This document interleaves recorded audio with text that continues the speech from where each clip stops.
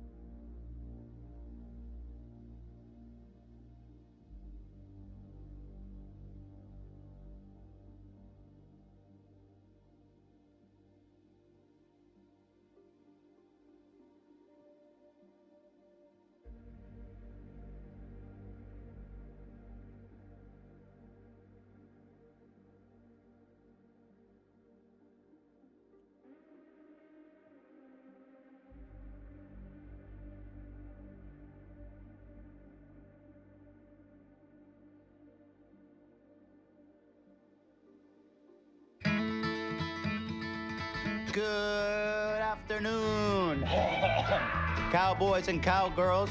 This is your host of the H3 show, Ethan Klein. Today is July 25th, 2025, and beautiful Los Angeles. And today, I'm back. And the reason, Vosh was caught allegedly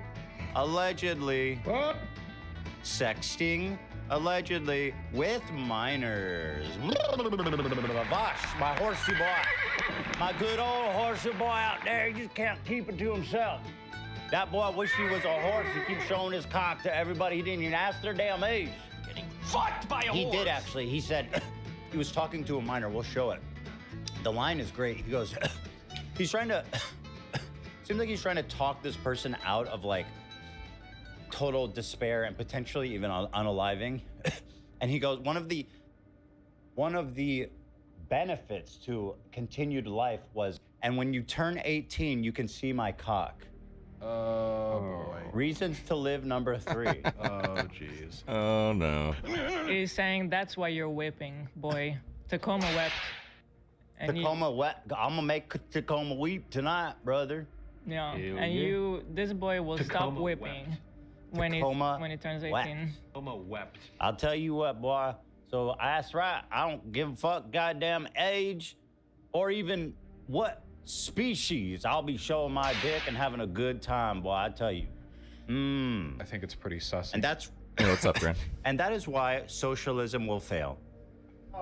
brother. Sorry. Oh, damn it, bro. It is what it is. Look what you've Vosh done.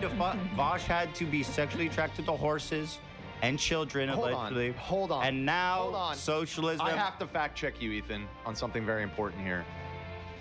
He didn't Go on. want to have sex with horses. He wanted to be the horse. Sexual activity with involving a horse. If he's the horse. A horse. How old is the horse? That's what he's.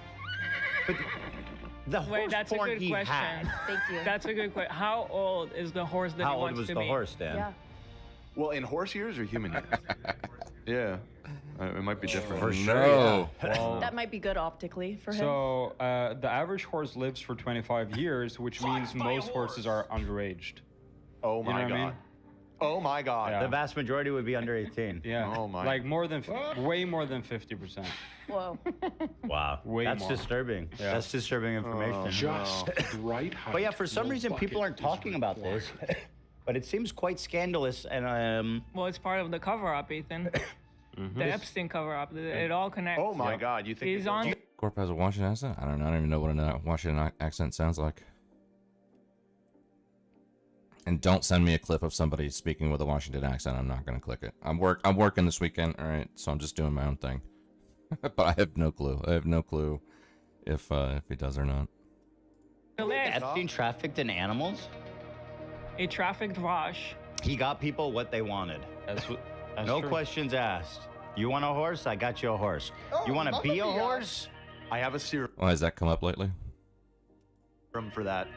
It will mutate you into a horse-human hybrid man. Sort of centaur-like. If he wants to be the horse, what do other horses have sex with? other Horses? But in this Therefore- case, no, not in this case. But not in his Not in this fantasy, case. Ethan. How do we?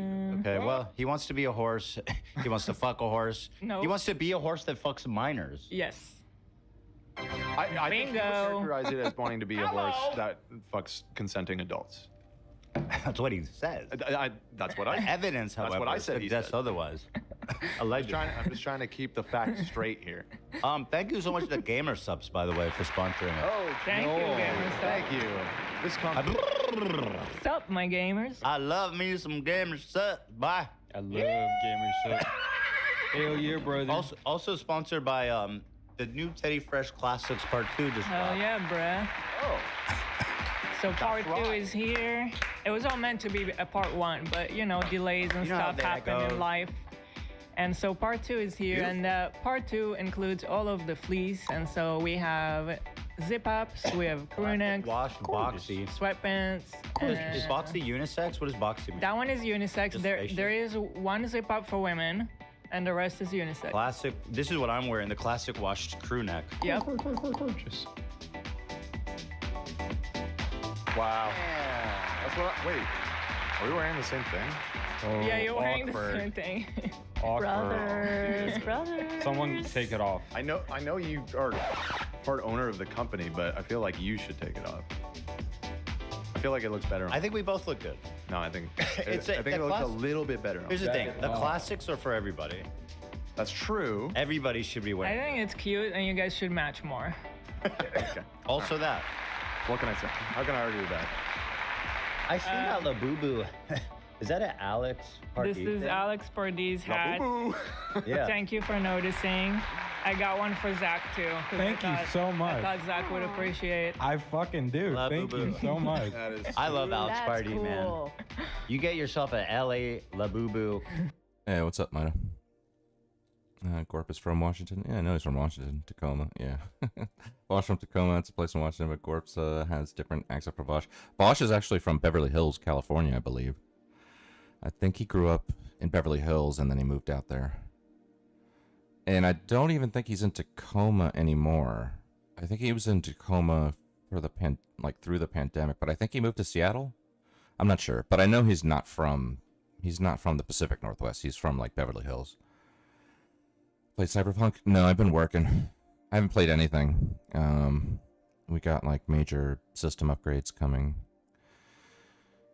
Over the starting next week. So I've just been fucking working my ass off. That's what I'm doing right now. I'm working this weekend.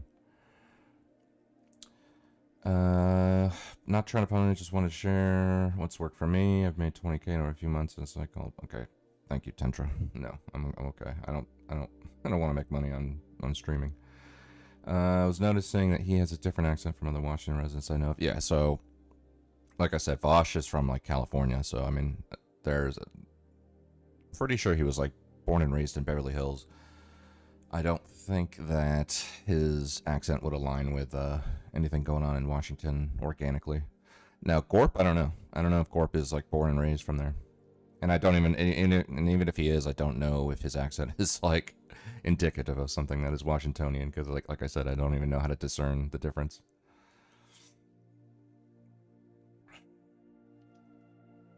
Hat today at Alex Pardee's website. Great guy. Perfect artist. But anyway, we got the classic washed sweatpants. We got the washed crew neck. We got the washed fleece pants. We've got the women's That's the classic one that Olivia crop. is wearing. That's the women's Lovely. crop zip up. Yeah. Prettiest pink. It's a beautiful favorite. color. Yeah. Yeah, it looks great on you, Olivia. Thanks so much, girl. It's a very unisex pink, I feel like, which is what I was kind True. of going for. Although this one is for This women. one is, but it's on the men's stuff too. I love that Oh, I see. Yeah. black hoodie down to. They're both from Washington. They have two different accents from Corp. Well, to be honest, I never even knew what Casey's accent was. Casey does have some kind of accent. I could not. At first, I thought he was foreign. I'm not sure, but I really don't know what Casey's accent situation is. I don't know. if somebody's from Texas versus Tennessee, I can kind of discern that. Obviously from Florida, because I grew up in Miami. New York, obviously. Chicago, Wisconsin. You know, there's a lot of accents that I can kind of pinpoint, but when it comes, you know, maybe California, if it has some kind of Valley Girl twang to it, maybe. Or like tech bro twang, you know, maybe I could probably discern California, but I just don't know what kind of accents going on in Oregon or Washington or whatever. But Casey, I have no clue. I at first when I heard Casey talk, I did not think he was like, I thought he was foreign or something. So I'm not sure. I have no clue about the Casey situation. The left here. That, There you yeah, go. I'm that's gonna the need Classic classic. wash boxy hoodie. Boing. I'm That gonna one need green. 5 of those right now, brother. Five of 'em. Dip. Also, if you guys want to support cancer, No. if you are you Rephrase that. you needed to. You just- Oh, for real? Yeah. How would you know that? Thank you. Because I've tried Coke. No. I believe it. You did not write that on your application when I hired you. I lied. Sorry, I was coked up when I played. Some ordinary gamer, Mudohar's here. He says, "You guys at the stable?" We are, and I'll tell you why. Hell yeah, brother. Let's get into it. So Get Sarah into it. Fields is the one that breaks this story, and I guess she's some kind of like amateur journalist type of thing. Yeah, you know, it's one of these Twitter people. So, But the thing is that by herself, it's not necessarily credible. However, she has what's the history? She. so this we talked about her. I guess we didn't really talk about her, but we talked about a story that she brought to light a couple months ago with the Harry Sisson. Harry Sissy. That's not nice. Don't say that. Harry Sisson. Whatever. So he was the TikTok kind of liberal influencer. Oh, this guy. With, met yeah, up like, with- yeah, and he had those very embarrassing. he was so basi- asking all kinds of girls for nudies. Yeah, he was Yeah. basically being a fuckboy, Yeah. a real fuckboy. So it wasn't like the most wasn't the most serious like accusation kind of thing. However, there were like kind of an absurd amount of women that came out and said that he was telling them all that they were the only person he was talking to and getting them to send nudes and stuff. So kind of creepy behavior. So yeah, though we're not necessarily this Sarah Fields, all I could say is that she seemed right about that one, and so So she has a record of reporting things that were true, right? Yeah. So it gives credibility to this one here. So I guess it's worth mentioning she's also a right-wing activist. So there could certainly be some political motivation. Although Vosh isn't really that big of a deal. I don't see it. right. And I being mean, like I think that's why she went after the Harry guy as well. that's true. Yeah, both. Yeah. But yeah, I mean, with the Harry thing, it was all of those women were coming out on their own, and she basically contacted them all, got and compiled all of it into one place, and sort of, you know. Whereas in this case, it's coming from an anonymous source. So Sarah Fields reports the following. Exclusive report. A source who I'm keeping anonymous for obvious reasons has come forward regarding the popular left-leaning Yeah, what's up, Shang? socialist and progressive streamer Vosh. Vosh rose to prominence in 2019 after starting his own YouTube and Twitch channels, having previously been part of the streamer Destiny's community under the alias Irish Laddie. How is it that they all come from Destiny? And yet, they love to scream about how I'm so associated with Destiny. I'm sorry to break it to both of you scumbags, Son and Vosh, but I made it without putting Destiny's cock anywhere near my mouth. All on my own, baby. The only cock I put in my mouth was... Still in the fortress? Yeah, he's still in the fortress. He doesn't talk to anybody, and nobody talks to him. He knows that he can't. That era in his life is over. Basically, nobody's gonna want to talk to him, especially after this. This is like some leaked. It's not like definitive proof that he's committed acts of pedophilia, but it's he had some spicy messages with somebody who was allegedly a minor. So that's what they're reporting on today. my own. Whoa! That's right. Did you remove your ribs like Marilyn Manson? Didn't need to. Oh, wow. Bro, you must. Damn. Good on you, man. Damn. Okay. That's what Well, I'm you saying. are a horse, so. Yeah. Most animals can lick their dick. I mean, if I you don't think about horses it. can, though. Yeah, we can fact check that for sure. Olivia, let's find out. My dog does it all the time. Yeah. Right, dog, right. All the yeah. time. All the think a time. Licks horse his can get ass back too. there. He even goes ass to cock. I've seen it, dude. Not I'm healthy. learning. They say don't do that. They generally do not engage in full-on licking of their private parts Generally, in the way huh? other animals do. Well, can they? Wait, generally makes it sound like they can. They just don't. Yeah. Oh, let's see if I can Man. see if Even they physical. have the ability. I think it's Is it just even the hung physically horses, like capable the, of doing? you know. Can a horse lick Stallions. his own dick? Can he reach? That's the key word I need That's to the search. key word, yeah. Reach? Why lick? Well, because reach Well, means, what does reach mean? reach He to can reach it lick. with his tongue. With its Yeah. mouth, yeah. Exactly. reach it Like, with is his it tongue. physically able to? Okay. It just More seems... visual I think language. licking makes more sense, though. It's so far. you know? Right, but doesn't licking more Well, I need to use specific- the two words together. reach My by hands, my dick's licking? immaculate, Yeah. Okay, okay. That's fair. My dick's Reach to immaculate, lick, son. you know. What do we get?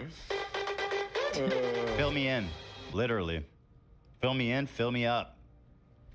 Wait, Armand Ray just said, my goat Kenny would blow himself. I'm for real, for real. So, His goat? first of all, Like are we talking about an actual goat? goat or your greatest of all?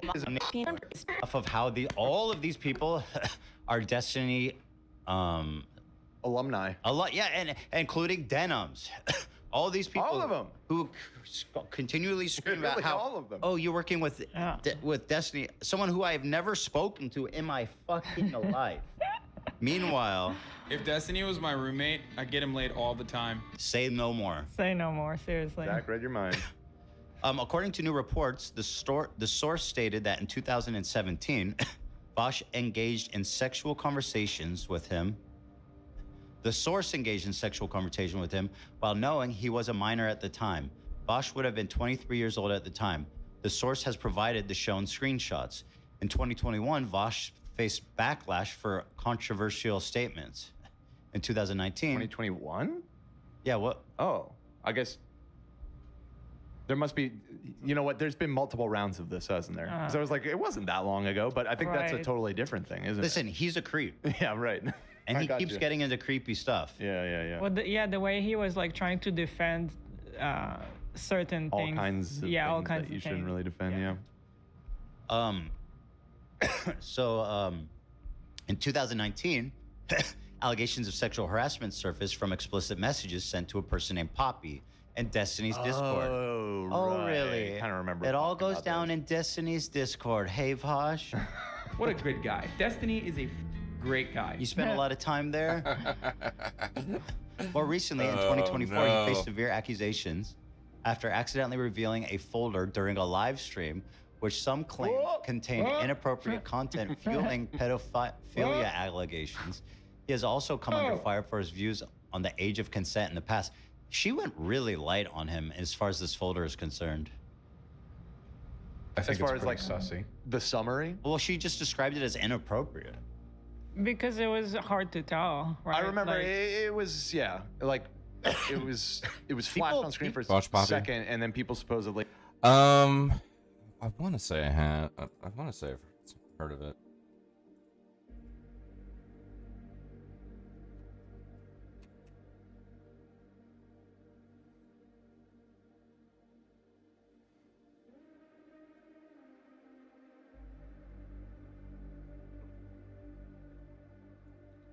Hey there, folks. Was this from like? So today we're going to This is from like back when he was in VG or DGG or whatever. be taking a bit of a departure from the politics that's normally hosted on this channel, and we're going to be discussing some drama that has erupted over the past week or so. There have been a great many people who have encouraged me to make a video on this, and at first I resisted, in large part because the behavior of my detractors, the people who have been making evident their displeasure of my behavior. Their behavior led me to believe that any statement I made, no matter how passive, how conciliatory, how genuine, it would only worsen the drama, that people would only think less of me. I still don't know whether or not that's the case, but I do like This was a shock to me at the time, to say the least, because I didn't feel I had engaged in any sexual harassment. But things got quite heated quite quickly. Many of the people in the Discord took sides, myself or her. We said a great many nasty things back and forth to one another. But ultimately, nothing really came of it. And after a short while, things returned more or less to normal. In fact, a little while after that, Poppy and I were able to talk with one another without any shit throwing on either side. But we never quite overcame that mutual antagonism, which arose from her accusations to me. And I'm a horny. Yeah, I mean, I can't recall everything about this, like every single detail, but I do remember people. The thing is, I remember people going over this back when the lolly stuff surfaced. So, or exploded rather, when the lolly stuff exploded. So yeah, I vaguely remember this. I know this was a big part of his arc. I think this is well before the Fortress arc. The Fortress arc was essentially after Destiny dropped the manifesto. I believe that's when the Fortress arc started. But it was in the works then, because I still think after the Fortress arc he talked to Anna Kasparian and he was debating generally still. But in terms of like the inner debate brosphere, he wasn't really engaging in a lot of orbital drama, essentially. That was the early stages of the Fortress arc. And then the Lolly arc kicked in, the Lolly layer of the Fortress arc kicked in, and then Fortress arc went into full force, basically. So, yeah, I do remember people going over this a lot. I remember hearing about it before the Lolly arc. I remember hearing about it during the Lolly arc. I can't remember every detail about this, but it was essentially like him, you know, being inappropriate with somebody in the Taliban. So yeah, I'm vaguely familiar with this. They found all of the images that were in there, and it was definitely, yeah. What? If you have children or teens, I strongly suggest ensuring they are not following the streamer. That I agree with. And even without knowing he's a creep. You know what I mean? Hello, Vosh. I need to go to the bathroom. Should I read? You know what I mean? This is juicy. I You want to said give you have to go to the bathroom? yeah, I want to give this its due attention. It's not that long. Yeah, it's not. There that really long. isn't. But who are you talking We've to? It's been- not that long. We've been circling around this story and setting All it right, I'll up try- for I'm like gonna a try- I'll half try to hour, push and forward. it's really like 2 minutes of content. Yeah. I will try to push forward. But that's our special skill, isn't it, here on the H3 show? So the messages of the informant have been removed to Anonymity. protect their anonymity. Wait, no, they haven't. What? Just their profile picture was covered. So what's their messages? You see it. It's with the different timestamps. The one you're hovering over right now is their message. Yeah. So if you start reading, You there's scroll a space. down, they're bigger. You see the space, and then it's the other person. There. The space. This is and then- them? Yeah. This is them. Oh. Yeah, you can see how it's kind of miscolored to the side. They covered up their name and Okay, their so- profile picture. So, is this all the same as what's down here? Yeah, it's all below. Would you like me to do a dramatic reading of Yes. Sure, that'd be cool. this? Okay. Say Vosh and then say informant. Vosh. AB, you want to be the informant? Yeah. What's Okay, the sure. vibe here? Is it Flirtatious. It's innocent. Well, AB's an innocent child who's looking up. They are looking up to this guy for important life tips. You know, you're going through something and you need help from someone you trust. Okay. All right, you ready? Please. Howdy doody, friend Rooney. How's it going? Yeah, right out the gate already. By the way, kind of horse-esque language. yeah. Yeah. Howdy Howdy doody. doody, friend Rooney. No, It's wait, like- Yeah. no, literally. Howdy Yeah. doody's a Hello, horse. fellow kids. Howdy It's doody. very Do you know what That's that a horse. Howdy doody time. yeah, they had a horse. I don't know what that is. Like they had a horse or something, right? it was very like horse. Howdy Doody Yeah, was a yeah, he was a it's like- cowboy, yeah. Oh. Howdy doody, friend Rooney. Oh my God, the horse. Oh my connection. God. I didn't Yeah, that realize. immediately conjures horse cock. When I read Highlight of the logs, from what I remember, is when he sends her messages talking about his horse-related proclivities. Destiny deleted the original video of him reading.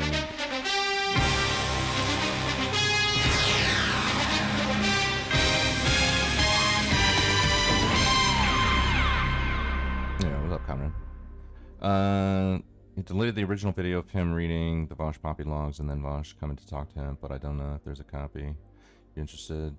The highlight of the logs, from what I remember. Not really. I mean, no. From what I'm hearing about this is not even a long controversy controversy here either. So I don't know. The thing is, I don't even think we need that much context. I think we get. I appreciate it, Shang, but I think we all get the vibe from the Vushinator here. That I was like, yeah, Like the origin of the horse lore and all this stuff. this guy's a pedophile. I mean, bro, your opinion. howdy doody, friend In your Aruni. opinion. Well, yeah, of course.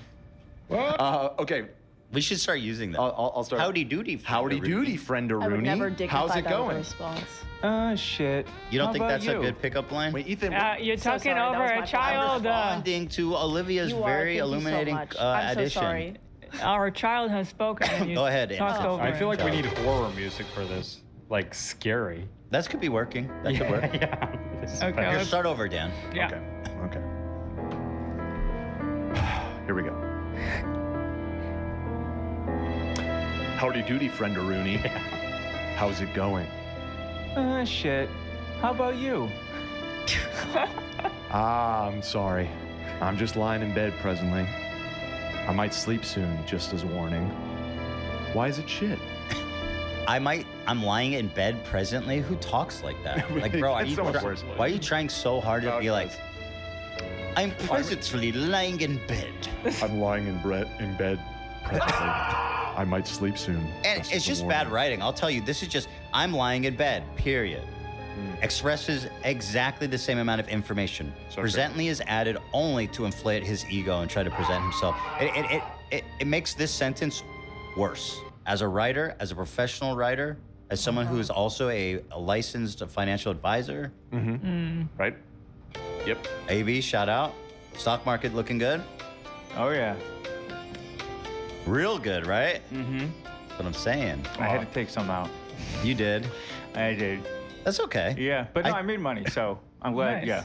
I took some out recently too, and you know, it's almost like free money. You're like, oh, this is just free money. Nice. True. No complaints. Everything okay? Do you need money? Sure. No, I'm kidding. No, I'm good. Thank you. Well, if if you've got like loan sharks knocking at your door or something. Yeah, I mean, if you come in here with your Well, loans I do broken. have to start paying my loans back September. I'm working. So Oh, they've been deferred. I'm working all weekend.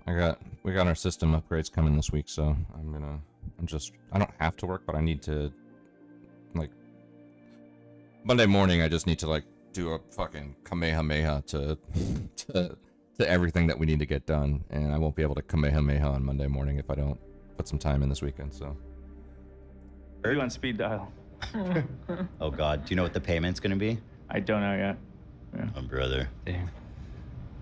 Anyways, I want to go back to the innocence of being a child. Yeah. Not stressing Start about over, this kind Dan. of Start stuff. over. Oh my God. Yeah, start over.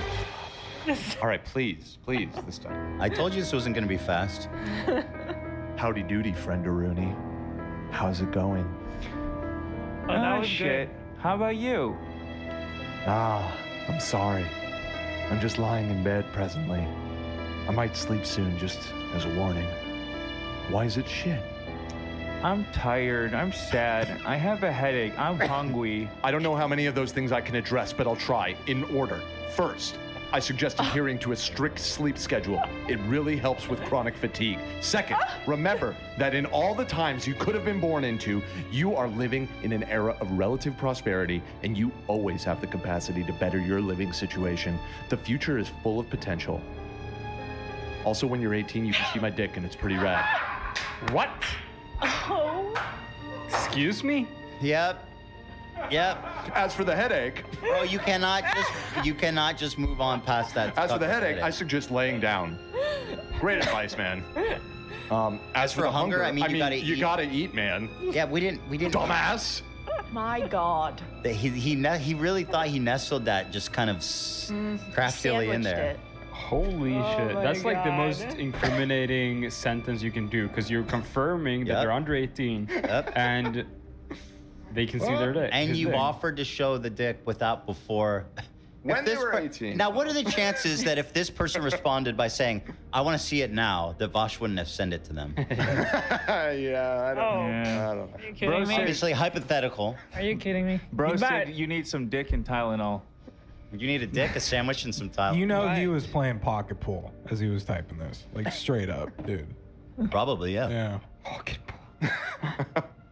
This is That's so, weird. By the way, love, also one aspect as well that it shows is that the kid is kind of like vulnerable. Vulnerable. Yeah, sure. He's Dude, looking for this- advice from someone he trusts. Yeah, and it's that's just weird talking to him about their future. It's like Doc talking to Marty at the end, but if he's trying to fuck him, you know? Mm-hmm. Like, it's just Marty, you weird. can see my dick when you're 18.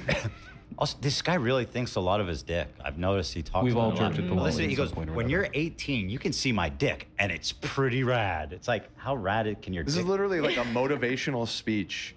to- Who even says Hang in rad there, about man. their penis? He's trying to be cool with it. There's a Yeah. light at the end of the tunnel. This is like, Let me, God, I don't know how many of those things I can address, but I'll try. In order. It's like, shut up, bro. Oh boy. Anyway, so there's more. That's definitely the most salacious. This next one is rather embarrassing as well. yee. There, see these you can you can see they didn't fully cover the icon, so it's easier to. Go ahead, understand what's Abs. going on. Abs. Yee. But I don't really care what people think about you. Call me memes and my big dick. Yeah, you charmer. Are you flirting with me? Bro, I'm going to die. Just No, being this is honest. really bad. This is an underage person. This Yeah. is grooming. This is grooming. Grooming implies is not some level of just- subtlety. Yeah, Yeah, this I mean, is you're right. This is Wow. pursuit. this is Yeah, this is a sexual. Haircut, man. This is not just grooming. This is sexual conversation with a minor. Yeah, this is is beyond yeah. this is a crime on its own for Right. sure. That's, This is like, is this a crime? Yes, Think it's definitely a you crime can for get an in adult. trouble for having a sexual conversation with a teenager. I know for a fact Yeah. because I've watched Gideon. I don't know how to Okay, say you didn't even this. know. I don't know how to say this properly, so I'm just gonna say it. I feel like pedals usually have more riz than this. You know, they have a better. crazy- Don't pull your mic away, Danny. I feel like they have better. You're right in that the most successful predators Yeah. are very slick with it. Obviously, yeah. otherwise you'd be in jail a long time Yeah, before. definitely. But some of these predators But get this really is sophisticated. our little laddie, you know. This is little laddie from Destiny's Discord, man. What are people learning in that Discord? something. That Discord needs to be shut down. yeah. Yep. All right. So shall we? So, and just to clarify, I checked. This is the same day. Right. Yeah. Oh, it is. Yes, the same day. Well, so 7:20 a.m. Wait, no. Wait, why do you say? Yeah. It's just 10, like 8. 15 minutes later. Yeah, Okay. 10-8. He said he was going to sleep, but I guess different time zones probably or something. I don't know. Yeah. Read the big dick thing again. We could just move on. What? Call me memes and my big dick. Yeah, you charmer. Are you flirting with me? Just being honest. And flirtatious. Well, No. I like you too. Maybe I'll hear your voice someday. Dude, no, they weren't Yeah. being flirtatious Nope. at all. They were just being like a Nope. supportive like fan. He's like, I don't really care what people think about you. I like you. Oh, you trying to fuck me, child? No, I'm just being honest. Oh, and you're trying to fuck me too. Grooming. Tell me. Grooming. What a fucking psychopath. We've all jerked at the lolly at some point. He's a or another. dangerous man. Vosh is a Where were dangerous we? man. And somehow people are not talking about this. Why are people not talking about this? I don't know. So when I was looking into this, the impression that I got is that the majority of the reaction when it got circulated yesterday was, yeah, we know. That Vouch is a pedo. Like it genuinely, it was. Maybe Grant. I'm not really watching anything. I'm just listening. I like I said, I'm just focused on work this weekend. I'm literally just passively listening to things. You know, if that's what you want me to do, just passively listen to a video about food, then I can do it. But I don't think you're gonna get anything from me about what that video should be taken from. You know. Like most of it was like, oh, you're telling me this for the first time. You know, people posting memes. Well, this is like the worse, Trump though. meme. Like this is, he's actually sex. This one's real bad. Yeah. Yeah, I did. Yeah. This is the worst. This thing. is worse than the law. It's worse. You're judging. That motherfucker had Just- And that's I like you too. maybe I'll hear your voice someday. Maybe you'll just get yelled at for being a commie too much and think people being nice with you are flirting with you. Again, that's another like pushback. Yeah. That's another, I'm not flirting with you. Yeah. Most of the flirting I get into is because I'm a commie. Leftism is sexy. Not anymore. Let me see that liberal. Leftism is sexy. I like No, the I response. can't see that. Wow, this person is so uninterested. Yeah. Holy fuck, dude. Read the room, man. Even this child is more mature. No, Vosh sees like 2 letters and he's like, "Are you flirting with me?" EH? You mean ejaculate in my hand? Yeah. I know that acronym. Question mark? Leftism is sexy? Why do you hate me and everything I stand for? My God. Just one sec here. Oh, God. Dude, you are a dangerous degenerate. You have a problem, bro. You need help. This is not normal behavior. Yeah. And then when you're done with that, go see someone about being a commie, because that's another illness. Okay, I'll stop. I'm just being silly. You can, whatever, I don't care. I don't care. So there's more. Oh, this is a previous statement about age of consent. Yeah, so we've seen this one before. But it's good. This is a year later. Yeah, this is a year later. The way I see it, the age of consent exists out of respect for the numerous power imbalances older people have over younger people. As those imbalances, at least some of them, are redressed, though the advent of socialism, the age of consent should therefore be lowered. This motherfucker is a socialist because he wants to fuck kids. Oh my God. Basically. No kidding. Because he's saying the power dynamic will be different, When we so we can achieve- change the age consent. He's saying, in my perfect socialist utopia, adults can fuck children. Yeah. Yeah. Because Yeah. adults will no longer have a power imbalance with children, which... How? Why? What does socialism have to do with that, actually? What happened in socialism where that dynamic Where that changed? changes? Like, Not me. Like, I mean, like, why do read- kids I didn't become at read that risk? chapter. Because your parents suck, you have shitty parents, you have a shitty home life, socioeconomical stuff, or sometimes just bad luck. You just got put in the wrong place at the wrong time with the wrong people. How is socialism addressing any of that? it's crazy. This guy wants... It's not a good point. No. I think we can declare he did not. Officially. He did not cook there. It seems almost like he started with the premise and moved backwards to justify it. Right. Oh, that'd be interesting. So there it is, Vosh. I don't know how this is kind of getting swept under the rug. People will be like, oh yeah, that's Vosh, the horse fucker. Nope, this is so much worse. People need to see this. And anybody who's still left watching this guy, again, and these are the type of people who call me a Zionist, obsess over me. There's a crossover with his audience. Okay, well, I don't fuck kids. I don't want to fuck kids. I never flirted with kids. I've never done anything like that. But the guy, your favorite guy here, who you watch and listen to and love, who's obsessed with me being a Zionist, well, he wants to fuck kids. And he's tried. I mean, as far as this is telling me, I'm interpreting from this that he's trying. So yeah, that's pretty fucking insane. And by the way, this is just one rando person. I'm sure there's more like this. And just the shit he's said. We could kind of, yeah. We should revisit some of his great statements about like age of consent. He had a really on video. He said something really insane.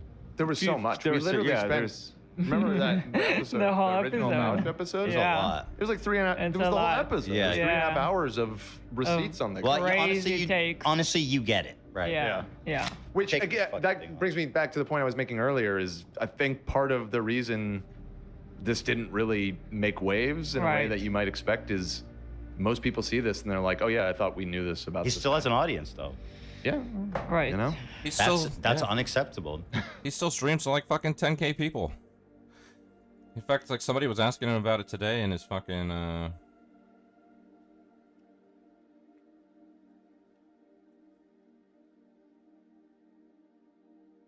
in his stream.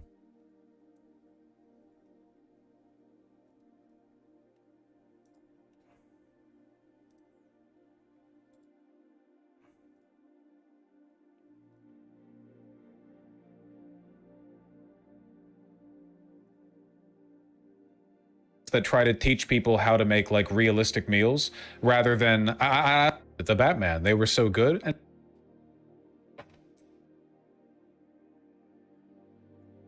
you're up in it. Oh, grabbins, ducking creepers. Go on and find some. Thank you very much, Wolves. You're being very kind. I really appreciate that. Taiga, thank you for the $12. Really appreciate that as well. You're doing a great job, really moving. Moving really blasts your brain cells. Get some coffee and/or rest. Yeah, it's definitely mentally taxing. But again, it's an inter-city move or intra. No, yeah, intra-city move. So Misgender Lynn, thanks the gifted tier 1 sub. Made you as a character in my game, and I got this cunty pose. That, good lord. He rode upon a MGA. Don't get accusations that I'm alive right now. There it is. I think this is it. Is Vasha where H3 is making accusations that I'm alive right now? Yeah, obviously, but it's not exactly the first time it's happened. And also, I don't think that he demonstrated himself to be the most objective, interlocutor. What do you call it? Dishonest piece of shit. So it's not really new.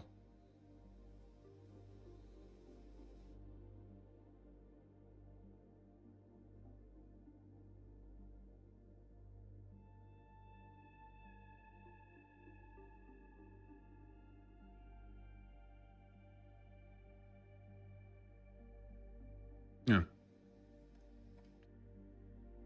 Besides, even his credibility aside, at the end of the context video that I put out, I feel like I pretty much definitively said, like, the reasons why we had to go through that whole video, and the, I guess, like, the recurrent theme there, apart from the enormous dishonesty of the people who just attack me over anything that they've got, it's so difficult to talk about any of this shit because people can lie or misrepresent, especially like it's like, oh, did you know 10 years ago, like here's something you did 10 years ago. I don't remember anything from 10 years ago. I can only really refer to general behavioral trends, I guess. A lot of the stuff that I talked about, like when H3 first took shots at me, it was like, this is obviously dishonest. But for a lot of it, it was also, I could only point at it and say, this looks bad, and I don't even remember what I was talking about. I can only infer, you know? I can attempt to be charitable, but I'm being charitable in like a vacuum, right? Which feels really bad from my perspective because it kind of incentivizes for other people an environment where you can lie and make up whatever you want about me. And then because you're making up stuff in a region of time that I might not be aware of at all, I might like take it seriously, or I might engage with it. And then I feel like I'm just incentivizing it.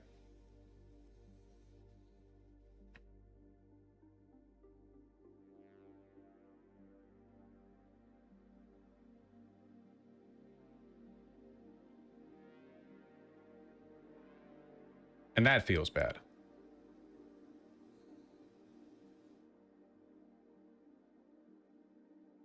Also, none of those people want to see growth. They want to see the Tar and Feather show. I listen to Mediatism. I haven't listened to anything. Like I said, I don't know. It was like a week or two ago when I was like, the next few weeks is just going to be work. I haven't done anything involving fun or media. Like I haven't even streamed in the past week. I don't even remember the last time I streamed. I remember I was talking to Casey and NOK and Augustus, and that was like a week ago. Right? I haven't absorbed media at all beyond like this. You hear this background music? This is what I've been listening to for the past week. Literally just this. Just this. For an entire week, just to like zone me into this tranquil place of gotta get this fucking work done. So I haven't been listening to podcasts. I haven't listened to music. I haven't watched any videos. I've just literally, this video that this ambient video thing that you're watching right here, this is what I've been listening to all week long.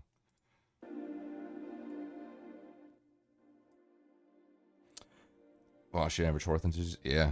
H3. What's up, Nader? H3 came out with some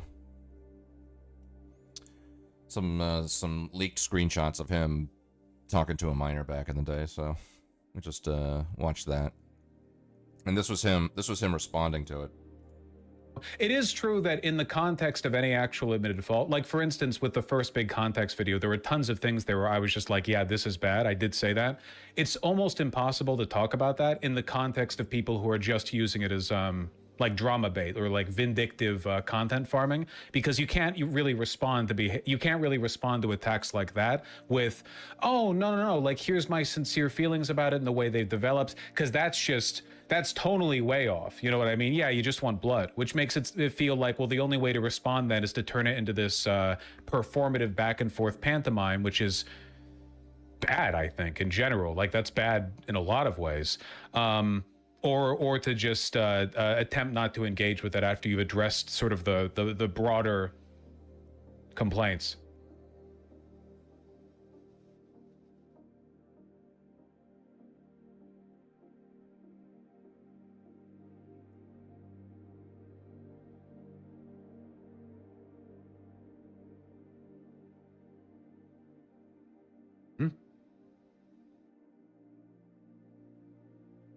Sake, thank you for the 10 tier 1 sub.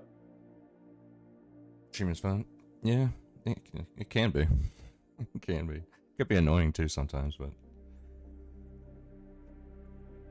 it just depends on what you expect from it. You know, I really just expect a chill hang with some people. I don't really care whether or not I grow as a streamer or whatever. This is just literally, it's literally just me clicking a button called start streaming, and that's it. That's all it is to me. So I really appreciate that. My goodness. As a professional chef, I can guarantee you can make food cheaper. Have you been doing just IRL stuff, Nader, or have you been doing like actual streams? Not that IRL isn't actually streaming, but I guess, you know, there's IRL and there's everything else basically though. Home than getting at a restaurant, even at a Michelin star restaurant, food costs are usually 30% or lower. So something that you pay $10 for costs us $3.50 of food. If you get a Costco membership, it helps lots. You don't need truffles. Yeah. All right, whatever. Boss. You're always getting upcharged at a restaurant. Anyways, nothing new with the old Vushinator. Up to his old tricks.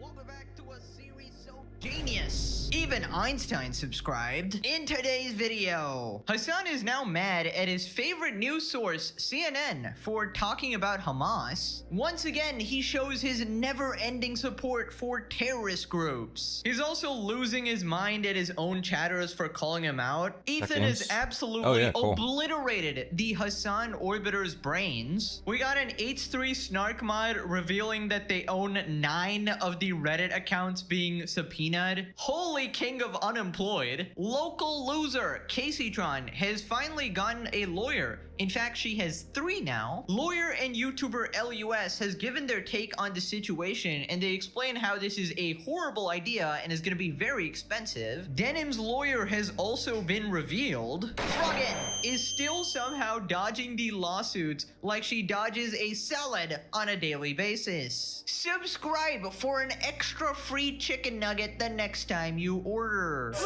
up those numbers! Alright, let's begin. So one of you guys sent me a message on Instagram letting me know that Hassan was actually crashing out over CNN. Basically some context, this guy called Mahmoud Khalil was apparently detained. Now according to Google, the allegations are that he led a marching event where people were glorifying the October 7 Hamas attack, and this was at Columbia University. Now I don't know if that's true, but he does seem to love Hassan and collabing with him, so take that as you will. But anyways, he was recently released on bail and he went on CNN to do an interview, and he was basically asked if he condemns Hamas, and you can probably guess what happened. And this is how CNN chose to approach the subject matter. Just to be clear here though, do you specifically condemn Hamas, a designated terrorist organization in the United States, not just for their actions on October 7th? I condemn the killing of all civilians, full stop. But what I don't want to get into is No, I'm. Yeah, that's a lot of I right there. It's a pretty simple question, I feel like. I mean, why is it really so hard to just say, you know, I don't like the terrorist org, and then say what you need to say about supporting Palestinians, doing your activism, etc., etc.? I feel like the only reason people ask this question is to make sure that they are not talking to an absolute radical freak. And I feel like everybody would just automatically listen to you as soon as you just prove that you're not a lunatic freak who supports a death cult. And this question was not like unrelated or out of the blue. This was very related to the reason he was arrested or detained, right? The government thought that he was a Hamas sympathizer. Right, so after this, Hassan obviously has a lot to say about this. And it's in no way anyone can justify just to be clear, the killing of civilians. Mahmoud, yeah. We did ask about, we've talked at length about your views, of course, on the Palestinians, but it is fair to ask I'll be right back. I'm going to go to the bathroom. you about whether you condemn Hamas, because the Trump administration has claimed that you are a Hamas sympathizer. So it's very important to actually ask that question in this broad conversation. Yeah, I simply asked and protested the war in Palestine. That's what I did. That's my duty as a Palestinian, as a human being right now, is to... I mean, this is literally her trying to set him up to, I guess, what? Get deported? Get arrested by Trump again? Set up a separate legal case? Like, what are we doing here? Demonic. Pure evil. Do you condemn Hamas? On July 22nd, 2025, after this dude spent 104 days in prison. What a ridiculous thing. Of course, it is just, it's completely ridiculous. How dare you ask him if he condemns terrorists after he was detained for apparently sympathizing with terrorists? Can you believe this? Can you actually believe that question? Come to think of it, they actually asked me that same question when I was detained by the DHS. I feel like, and call me crazy here, but isn't the disgusting thing not being able to instantly condemn the death cult psychopath who, violate women and children and commit war crimes? I feel like if you want to be taken seriously, you have to show that you're not crazy first. It's not like a gotcha. It's like checking basic human decency. And as I pointed out, it is very relevant to the conversation here. This guy was detained for allegedly being a Hamas sympathizer, and come to think of it, Hassan would absolutely fit that description. So I feel like Hassan should be thanking his lucky stars he's not in jail right now. And I just love how Hassan thought that this was some sort of mental trick, some sort of advanced calculus problem, some sort of leading question to put this guy in prison. Like, he just asked, do you support the terrorist org, bro? It's not like a trick question. Holy shit. Right, so this next part, he talks about people, calling out the guy for not just explicitly condemning Hamas, which is understandable. And then he talks about the Department of Homeland Security's response. And now, of course, this interview is making the rounds. John Kennedy, Mahmoud Khalil can't even bring himself to condemn Hamas, so why are many Democrats in Washington falling over themselves to support him? And the Department of Homeland Security's own account also made good use of this moment, doubling down. The Department of Homeland Security also released a statement. Mahmoud Khalil refused to condemn Hamas because he is a terrorist sympathizer, not because DHS painted him as one. He branded himself as anti-Semite through his own hateful behavior and rhetoric. It is a privilege to be granted a visa or green card to live and study in the United States of America. The Trump administration acted well within its statutory and constitutional authority to detain Khalil, as it does with any alien who advocates for violence, glorifies as supposed terrorists, harasses Jews, and damages property. He did no such thing. Why not just condemn them when asked and move on? Everyone who knows, everyone who supports him knows the truth. Man, are you joking? Man, are you freaking joking right now, bro? Are you serious right now, bro? Dude, I actually am starting to like some of the Hassan chatters. It's always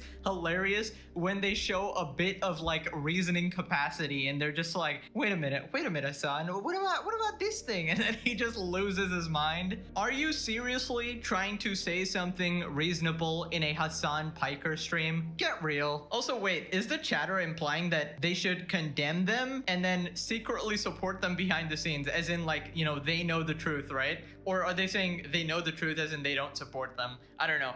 You can't really tell with Hassan's chat. It's kind of crazy. Also, is anybody surprised that Hassan actually hates the Department of Homeland Security, considering they also detained his ass for, you know, altogether about 15 minutes? And then if you remember, he cried about them silencing free speech. Oh, the government is going after political opponents. You know, he cried like, oh, they detained me for 2 hours. Literally completely lied out of his ass and was proved wrong with his own timeline and his own inability to shut up. Like his own tweets exposed him.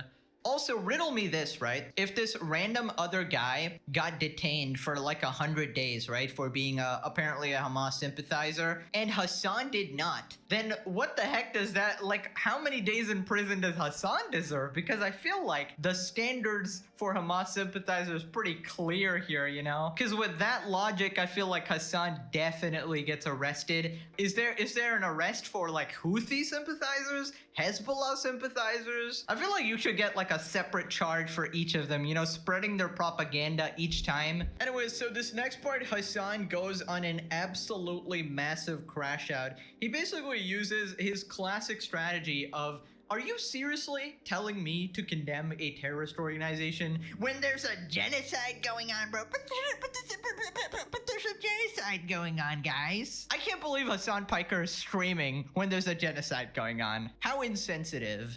Are you be for real? His goddamn people are being slaughtered and you want him to make these like stupid ass concessions? Get the out of here. Suck my dude. All of you. I swear to God, some of you fair weather allies need to shut the up, okay? Need to shut the up. It keeps him out of jail. What is the mindset of an American chauvinist that immediately puts the blame on a people that is being genocided? It is the same mindset, the same cucked mentality that the American has, that always looks for reasons as to how someone must comply with the police. Never to lay the blame and the responsibility in the hands that is worthy of said blame. It's never the cops' problem. It's all, why didn't you just comply? Why didn't you just condemn Hamas? All right, first off, you absolute brain dead moron, dude. Nobody is blaming Palestinians. Even your best buddy Ethan, who you seem to think is the mortal enemy responsible for everything evil in this world, supports Palestine completely. It's a completely separate issue to be okay with radical terrorist death cult nut jobs. I mean, you yourself openly support 3 different separate terrorist groups, possibly more that I haven't heard of. You know, I haven't scanned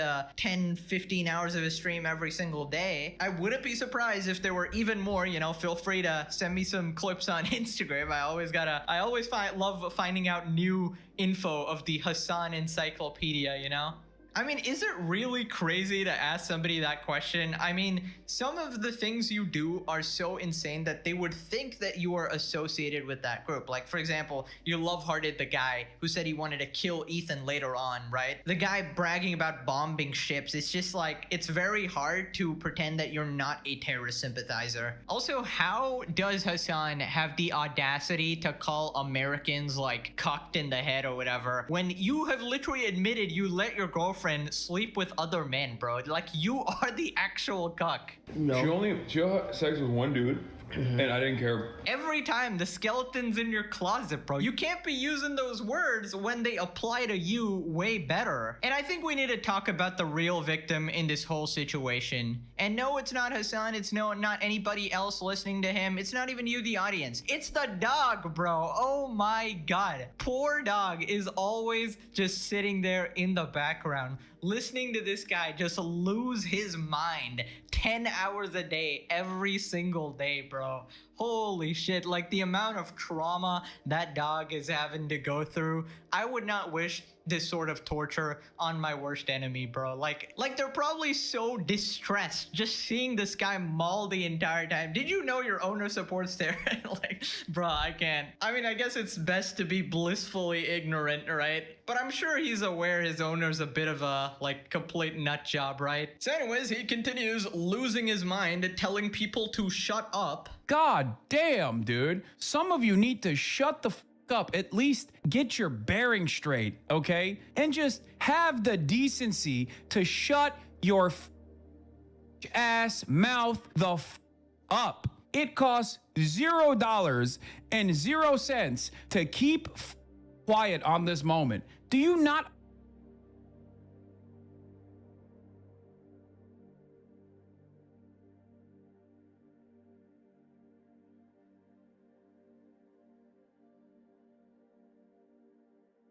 My bad, I forgot I was muted. Hassan is Lehman bad faith. I had that conversation with Casey and NOK a while back because I wasn't essentially making a claim that he was bad faith. What I was curious about was why people defaulted, you know, like if I asked them, is Hassan good faith or bad faith, what would you say? And both Casey and NOK said that he's good faith. And then I was just curious, like, why? I was curious why. Maybe I can go back and find that stream. It was a while back, but it was an interesting conversation. Yeah, I know I was muted there for a second. Justified Khalil's refusal to state his position clearly is completely part of typical variety in the average one-state solution crowd. I've heard that answer before. Do you condemn Hamas? And then it's like, I condemn all people that die by the hands of, whatever. But then they go into, but Hamas wouldn't even have to exist if it wasn't for, and then there's like 8 or 9 different reasons why. Understand what the is going on here? This dude was literally sent to prison for the crime of what? Saying the truth. For the crime of saying the truth about Israel. And you're over here being like, why doesn't he just condemn Hamas? What's next, dude? Why doesn't he just say Israel is great? Why doesn't he just say Israel is actually awesome? Yeah, way to make an argument absolutely nobody made it. Nobody is saying Israel is awesome or great. Nobody's asking you to say that or anything. They're just asking you to condemn Hamas, the terrorist organization. It's not really that crazy of an ask if you ask me. You can absolutely criticize Israel and their actions in Gaza and at the same time just condemn the extremist terrorists. Like, it's not a hard thing to do. But then when you people start talking like this and you just refuse to say a few simple words, you just look like complete and utter lunatics, right? When you say, I support the Houthis, 10 toes down, right? You just come off completely insane. And it's very hard to actually say that you're not a terrorist sympathizer. In your case, pretty much impossible considering all of your past statements as well. And I feel like at this point, Hassan's just general PR is in the complete gutter. And I feel like the real reason he's mad is because he kind of saw himself in this Mahmoud guy or whatever. I feel like he would have reacted the exact same way on that interview. So I feel like he starts to think that, hey, they're basically trying to say that I should be in prison, right? Which is pretty accurate if you ask me, all right? You should be in something far worse at this point. Specifically for the justification as to why Israel had to conduct its military campaign. You're a terrorist, this guy says. Suck my dick, okay? Never give an inch to these losers, especially at this point, okay? Well, why can't he just condemn Hamas and move on? Get the out of here, dude. It's over. It's done. It's over, guys. It's done. Where have I heard that before, actually? Another fan of the legendary saga, of course. Everybody's a fan. Even my haters are just fans. Hassan is the #1 hate watcher of the channel. And I don't know. I guess no wonder he thinks he's the main character at this point. I do feature him a lot, and you're welcome, Hassan, for this lovely PR I'm actually giving you. But you heard it here, folks. Not even my haters can stop watching. It's just simply 10 out of 10 entertainment here. Anyways, this next part, he brings up his detainment by the US government a while back, and he tries to compare the situations here. That's what I said at the Customs and Border Patrol question as well. They didn't ask me directly if I condemn Hamas, but they kept asking me, what do you think about Hamas? Do you love Hamas? Do you like Hamas? I kept saying Hamas is designated by the American State Department as a terrorist organization. I'm on the side of no more bloodshed. That's it. I'm on the side of ending civilian deaths. Yeah, just absolutely nobody is buying that shit. I'm all about peace, guys. I'm actually all about ending all civilian deaths. That's why I talk about Jews like they're subhuman. With the most inbred, uneducated. That's why I support Hamas, the Houthis, Hezbollah, who literally... Did he say that, really? That sounds like a fucking Asmongold take.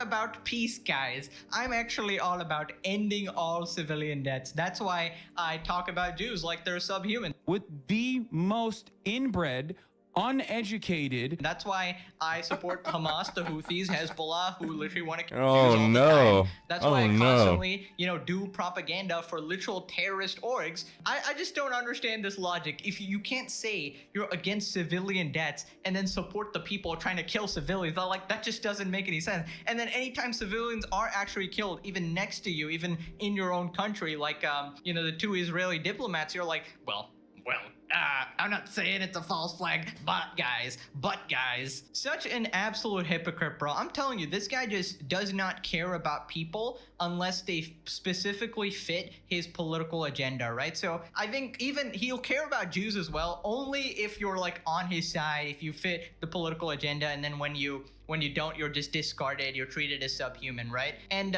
can this guy stop bringing up this detainment? I swear to God, I knew this would happen. The second this guy got detained for about 15 minutes by the US government, I called it in the previous videos as well. He's gonna bring this up forever and ever, act like some martyr, like the government is trying to silence his free speech or something when they literally just ask you a couple questions. And is it so shocking they asked you some questions considering you openly support terrorists and you said America deserved 9/11 and you're still crying like, I can't believe they stopped me. Like, I would also like people to be stopped at the border if they're openly supporting terrorists. That's like routine checks, It is a far greater crime to even demand someone like Mahmoud Khalil condemn Hamas at this point than...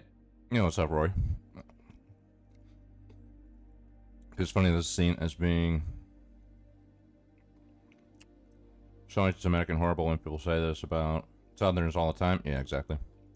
I can condemn Hamas. I can say it shouldn't exist. I can say the exact same thing about Israel. I see Iran's regime existence as being justified. Iran's resistance is being glorified in front of America, Israeli imperialist aggression by foreign people. Yeah. Of course, the inbred thing is actually more accurate for the group. Sounds. Fair enough, Shang. Fair enough. I'm good. How you doing, Roy? Speaking at the West Bank Jewish Studies, yeah.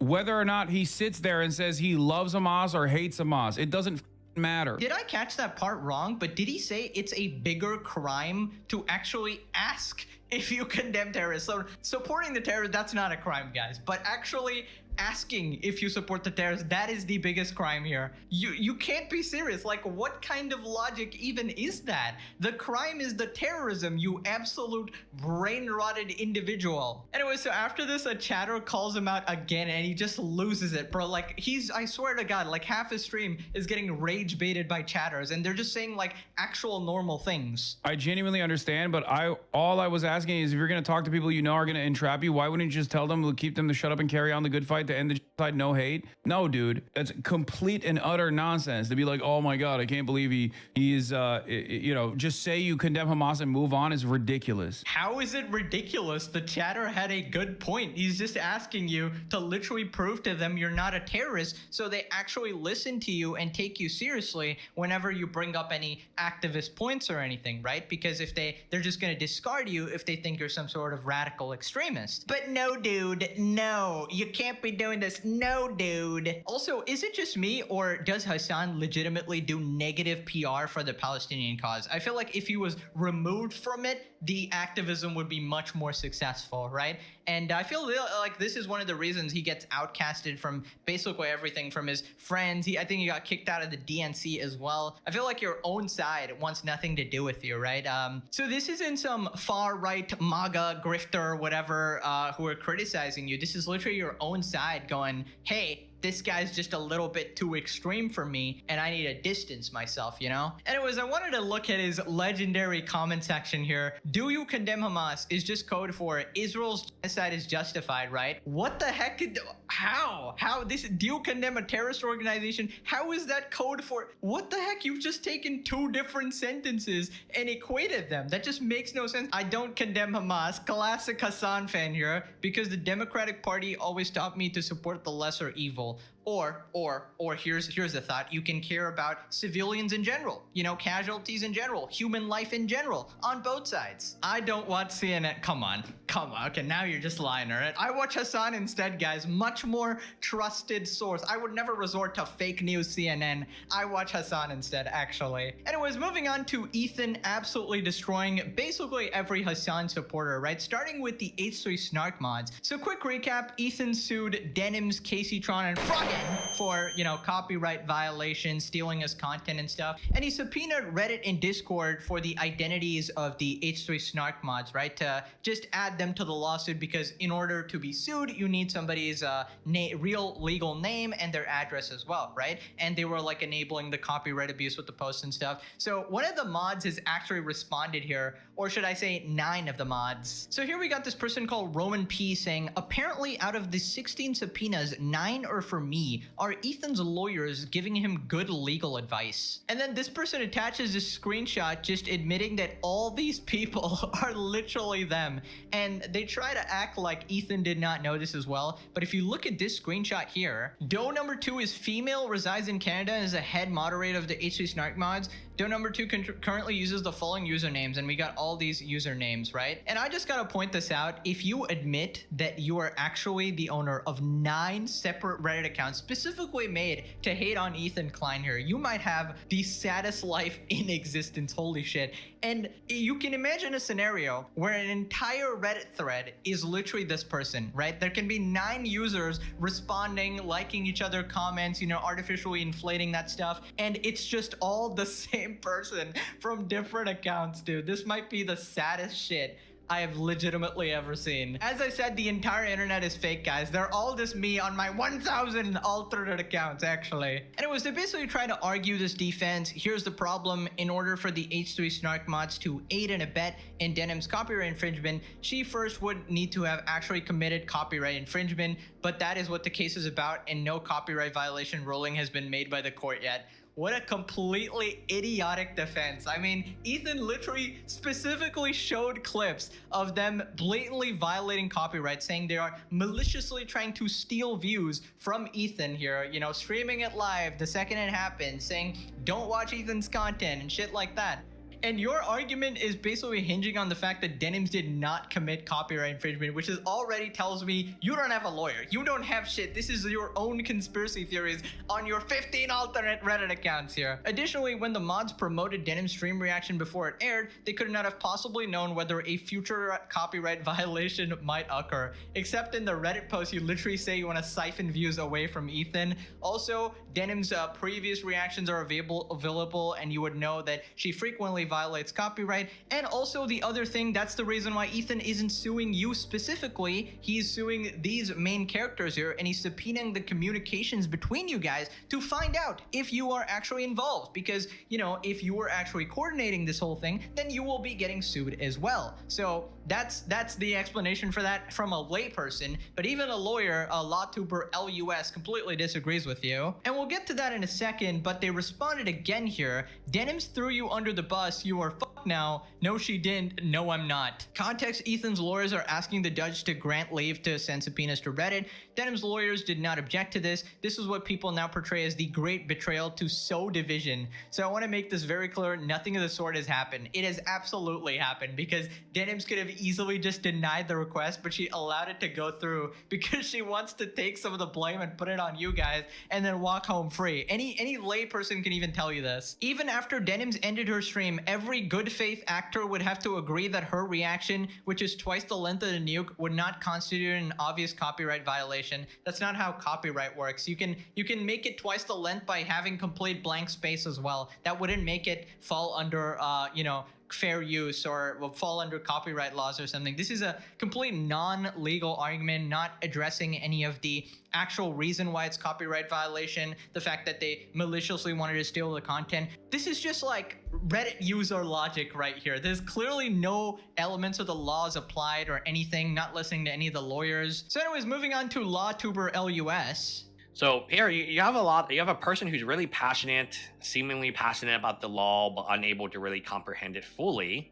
Cherry picking. What does this have to do with whether or not Denims betrayed you? Denims did betray you. right? I mean, she could have objected and it wouldn't have cost her a dime. And actually, I agree, it would have very little impact to your case, but it would throw your bone. And why didn't Dennis do it? It's just throwing a bone to a starving dog. Maybe she doesn't want the starving dog. Concern level for you, this host thing is just so odd. Not concerned at all. Balancing working at Reddit and being the head moderator for H3 Snark has been kind of stressful though. Base. So again, it probably does not work at Reddit. I would be shocked if Reddit did employ an individual like this. But I guess like when he's saying working at Reddit, Reddit is not paying him. He's just producing the original content. Wait. Did they actually try to say they work at Reddit? Because they post a bunch of stuff on Reddit. They literally post from like 9 different accounts. I mean, I guess at that point you get honorary Reddit status. Apparently you're a Reddit employee at that point. Considering you spend more time on the platform than actual employees, maybe you get some sort of provisions there, guys. But basically, moral of the story, they are completely bullshitting. I think they're basically panicking and they're trying to appease the rest of the mods to keep like the harassment going or whatever. And I think they're under the operation that they will basically be anonymous forever, right? Like completely untouchable. And you know, maybe, who knows, maybe Ethan actually can't find them in real life or whatever. But the thing is, their side is definitely gonna lose. Like Denims, Frogan, and Casey Dron, the people who have actually been sued, are completely screwed. Now, you, if you keep yapping, if you keep revealing more information about yourself through these Reddit posts and keep continuing along this line, then I think possibly you could be screwed. But considering they're a minor actor in this case, maybe not, right? But I think the moral of the story here is get a fucking job, dude. 9+ Reddit accounts. You gotta be kidding me. I've never seen this level of unemployment coming from a slop tuber. Holy shit, that is diabolical. And obviously, you don't get paid on Reddit, okay? This isn't even Twitter where you might make $5 if your tweet gets 1 million views or something. You get 0, like literally 0. They're working for free here. And it was moving on to the most entertaining of the Hassan orbiters. Casey Tron, of course. Last time she casted some sort of weird salt spell to repel Ethan and all the H3 podcast viewers from like affecting her like karma or something. I have no idea. Drew the whole circle from the SpongeBob Sea Bear. But apparently she has finally gotten a lawyer. Now you might be wondering, she's completely broke. How the hell did she get a lawyer? Nobody knows. Apparently maybe her dad or something. If you remember last time, she admitted to going completely broke, right? Her and her husband are... No, I'm not doing that, Grant. After... I had enough of the whole Indian conversation after I talked with Casey.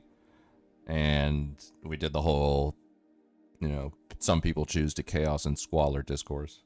Choose to live in chaos and squalor. I think I've had my fill of Indian stuff for a while. Debt, and they're like, we can get through anything because we're together or some shit, and they got married outside of Walmart or some shit. But yeah, here's LUS talking about it. Hey guys, so a interesting turn of events. Casey Tron, who went on vacation and didn't have one lawyer, now has a lawyer in Missouri where this case is being held. That's very important. She was also able to find 2 other lawyers. These 2 other lawyers are from California. Attorney Stephen A.M. Hopling added to party Casey Cavness. That essentially means that Stephen is Casey's lawyer. But now Casey Tron has free lawyers. You know who else has free lawyers? Logan Paul. And you know what happens when you have free lawyers? You pay for all free lawyers. Now, I thought she would only have 1 lawyer given her financial situation. Now, we do know from the service that she does live with her father. Whether or not it's 2 law firms billing you or 3 law firms billing you, it's free attorneys billing you. These attorneys will have junior attorneys. These attorneys will have paralegals. These attorneys will have... Bizarre place? Yeah, it is. I didn't expect Casey conversation to have that effect on you.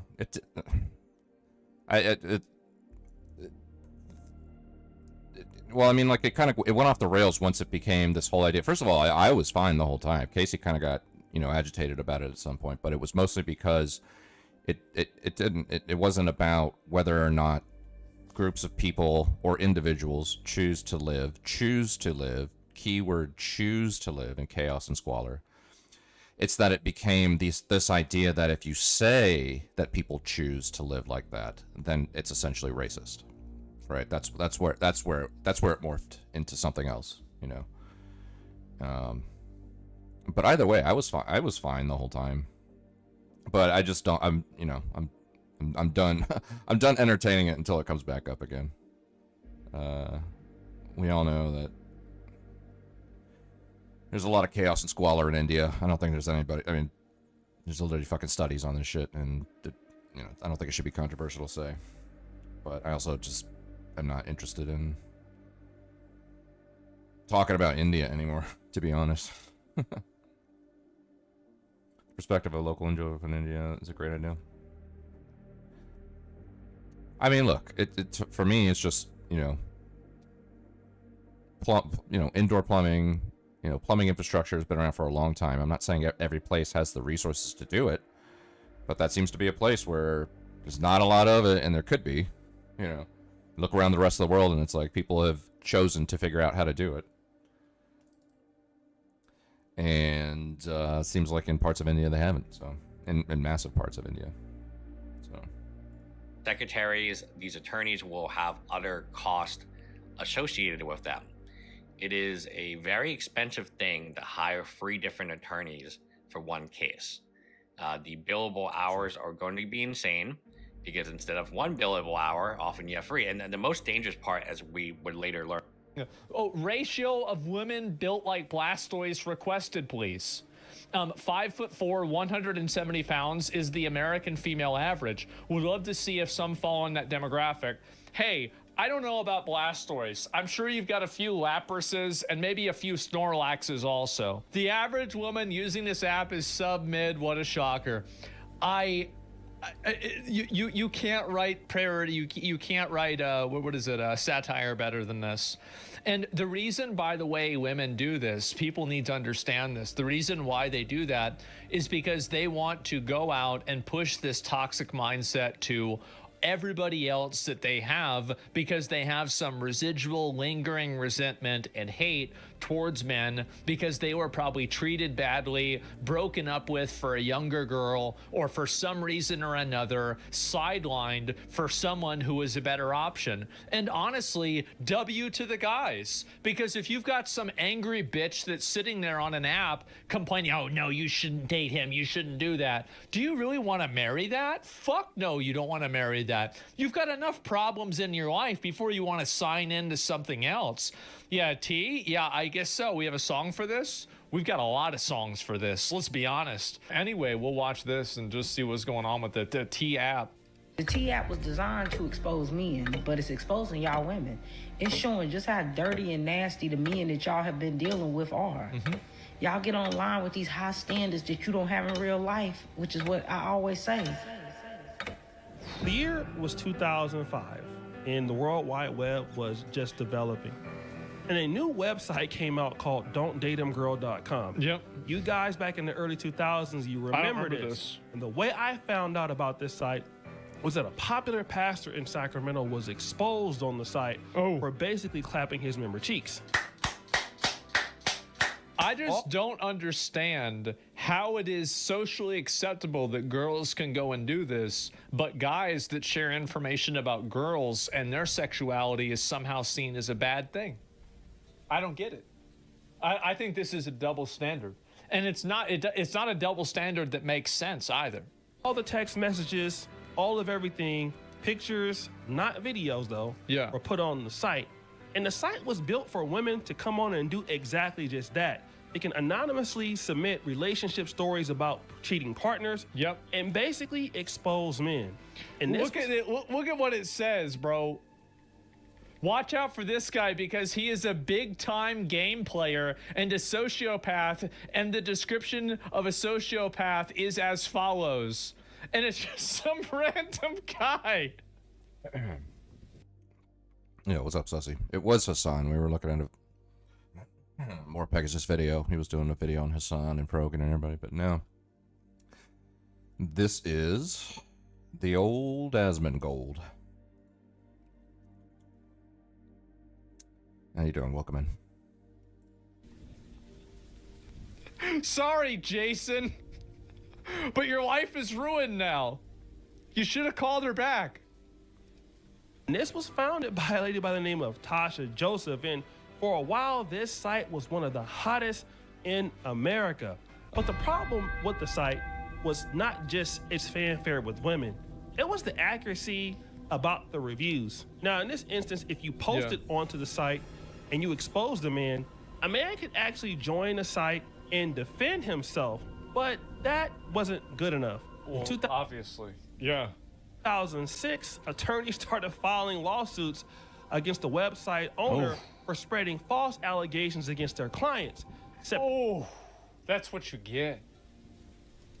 September 2006, the Miami News Times elaborated on a fabricated profile created to demonstrate that the website was dangerous. By 2007, ABC News referred to Don'tDateHimGirl.com as a revenge site, and on the same day... It's absolutely a revenge site. It is. It's the same as, like, you know how they used to have all those sites where people would post photos of, like explicit photos that their girlfriends would send them? Like, I'm actually not a fan of that. I know this might be surprising for you guys to hear, but I think revenge porn is bad. And the reason why is because it makes women less likely to send nudes. I'm not against, like, obviously, yeah, you could say it's against it morally, right? Yeah, I guess you could, I guess I'm against it morally. But, like, it's primarily that it functionally reduces the probability of it happening. So we gotta be logical here, okay, boys? O'Reilly Factor referred to Don't Date 'Em Girl as a hate site. Damn! By 2010, all of the profiles of men were removed. There it is. And by 2016, the site was no longer accessible. Dead. I wonder if she was divorced, the woman who started it. But as my granddaddy used to say, there he is. The players change, but the game remains the same. True. He's right, you know. The year is 2025, and that's 20 years ago from when Don't Date 'Em Girl launched. And now we have something a little bit new. It's called T. Remember, the players change, but the games remain. And look, you see, look at this. You got the red flags, the green flags. Where has this been literally put an area that you live? Bro, this guy, what did he do? 16? Damn. 16 red flags. Same. And T is... He probably has standards. You can see that he's like an attractive guy with a great hairline. He's very well dressed. He's in shape. And so based off of the leaks, I could see where he would want to look for somebody that would have that same type of lifestyle that he has. And based off of there were just a lot of you know, a lot of things that just didn't mix, you could say. That pretty much does the same thing as Don'tDateHimGirl.com. Yeah. With one difference. Well, number one, it's on a app, but number two, well, check this out. Let's talk about the T app and whether it's legal. If you don't know the T app, it's like an app version of the Are We Dating the Same Guy Facebook group. Basically, it's a platform for women to anonymously gossip, post pictures, ask information about men. Although men are the subject and they are what's being talked about, it doesn't let men join. It also has screenshot blocking, which aims to make it so that men can't know that they're being talked about. And you can even set up alerts for guys' names, and it gives you a notification when that person is being talked about. There are...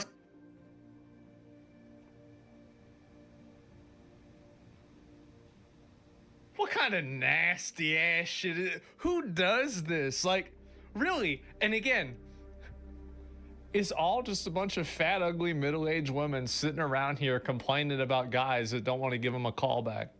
That's it. It's loser-ass hoes getting mad. It's embarrassing, bro. Like, it's actually, like, imagine going on this site. Imagine downloading this app, scanning in your driver's license in your face so you can complain about your Tinder date. I would be embarrassed. Wouldn't you be embarrassed to do that? Where's your self-respect? You're on the app? No, I'm not. Because the app has to rate dates. How could I be on the app? Some legal and ethical concerns with this app. Now, as you can see, the stark difference is, at least with Don'tDateHimGirl.com, you could come on and defend yourself as a man, but it's only for men, and so you can't even screenshot and say, hey, somebody is talking about you on this app. Well, you can't somebody can screenshot, come but on yeah. and say that you have, you know, all kind of doodle in your drawers, or your breasts smell like booty and cheese. I mean, somebody could say that you got kicked out of Clapathon Tech for self-clapalization. Yep. Somebody could say anything about you and you just can't defend yourself. That's right. Whether the allegations are true or not, or maybe something is true and you don't want anybody else to know. And the reality is you don't know which person is doing it.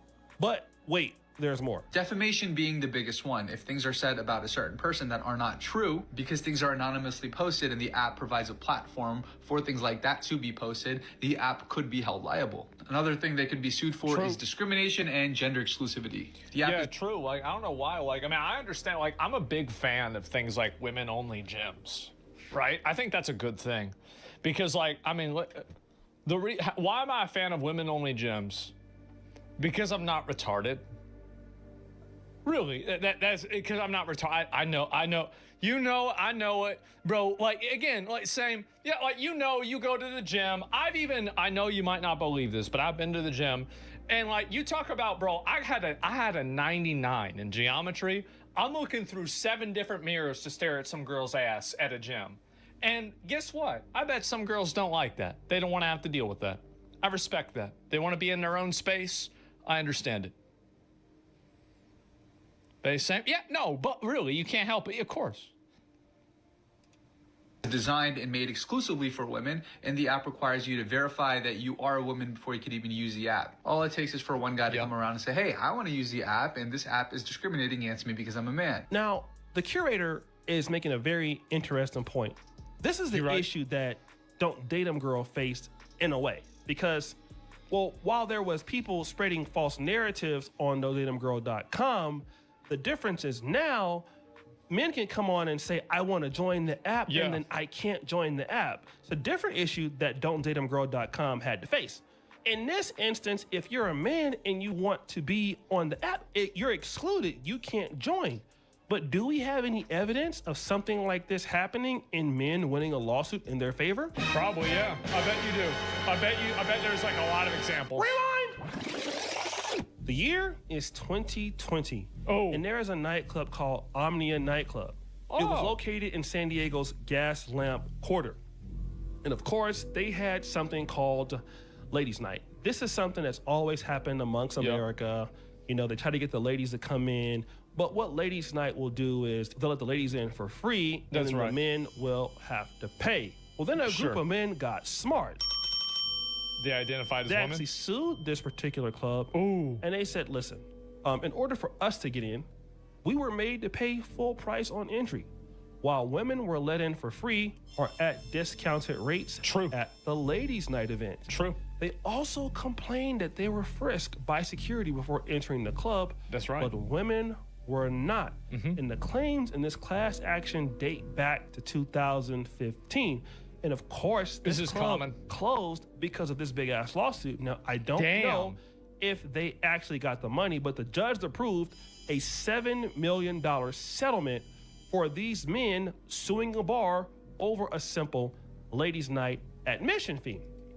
Wow. I mean, to be honest, I mean, it's true, right? I mean, it's true. Easy money, yeah. I mean, because there's no real reason, there's no real reason to have something like that. Like, for example, like the reason why you have a women's only gym is for women's health and safety. There's no reason you're having a women's only night at a nightclub. It's honestly usually the opposite, because that way you get more guys that go in there at that time because you want to fish where the fish are. So could this app be in trouble for that? Hell yeah. Hell yeah. But That's right. There's more. She's like, you could post a picture of your man or the old man you used to talk to or a man that you want to talk to, and people will rate them a red flag or a green flag, and there's comments, and everything is anonymous. You can write hella comments and say whatever you could say was weak. I can see why a lot of girls like this. They just get to sit around and gossip and talk shit. They stink. They have kids. Yep. They're a deadbeat. They beat on women. You can say whatever you want about them, and they can't do anything because they don't have access to the app because you got to take a picture of yourself to prove that you're a woman. Yep. So why I get into the app today, y'all, and I'm not thinking that it's like real. You know, like I'm thinking like, oh yeah, they're gonna expose people, but I don't think I'm gonna be knowing any of the people that's on there, right? Yeah, sure. So I get in, I'm scrolling, I don't see nobody I know, right? I don't see nobody. And I scroll a little bit more. She found her boyfriend. Boy, y'all sit your stupid ass down. Who the f you think you is? So this lady has joined, and even though she has a boyfriend and her boyfriend isn't on there, yeah, she's seen people that she knows that's on there. Damn. Yeah, they've been gossiping all day and night. I wasn't watching. And I it's was just crazy listening. because now let's say that this stuff is not true, and some of the men that she knows that they're on the app and they're being talked about. And again, a man can't come out and defend themselves. But let me just ask you this. What if you're a person that is just posting about a person you just dislike? You're making up all kind of things about the person. What do you think? You think women would just go on there and post photos of guys and say bad things about them just because they didn't like the way a date went? What do you guys what do y'all think? Y'all think they would do that? Never. I don't think they would ever do that. There's no way. There's no way they would do that. What do you mean? You're saying anything you want, and you can do that. I mean, people here do it all the time. I mean, look at what's going on with AI content creation here on YouTube. True. You have certain creators who are just making up false narratives saying that celebrities said something that they didn't say happen, just for issues and giggles. And so you mean to tell me that a person can't do that? Yeah, that means you can come course on they're gonna do that, and you're especially if they interested think in it's the person. anonymous. You've never met them. It's never and you can anonymous. come on and find out a whole bunch of tea, a whole bunch of stuff about this person, and you can talk freely because you're not going to be judged by the commentary. But I think this is the Who main... cares? Would you really want to date a woman who looks at this app and makes a decision on you? I think that, again... Would you use this type of background check website if it was made for men who want to avoid bad women? This is not something I would use. This type of program, regardless of, you know, what it's geared towards.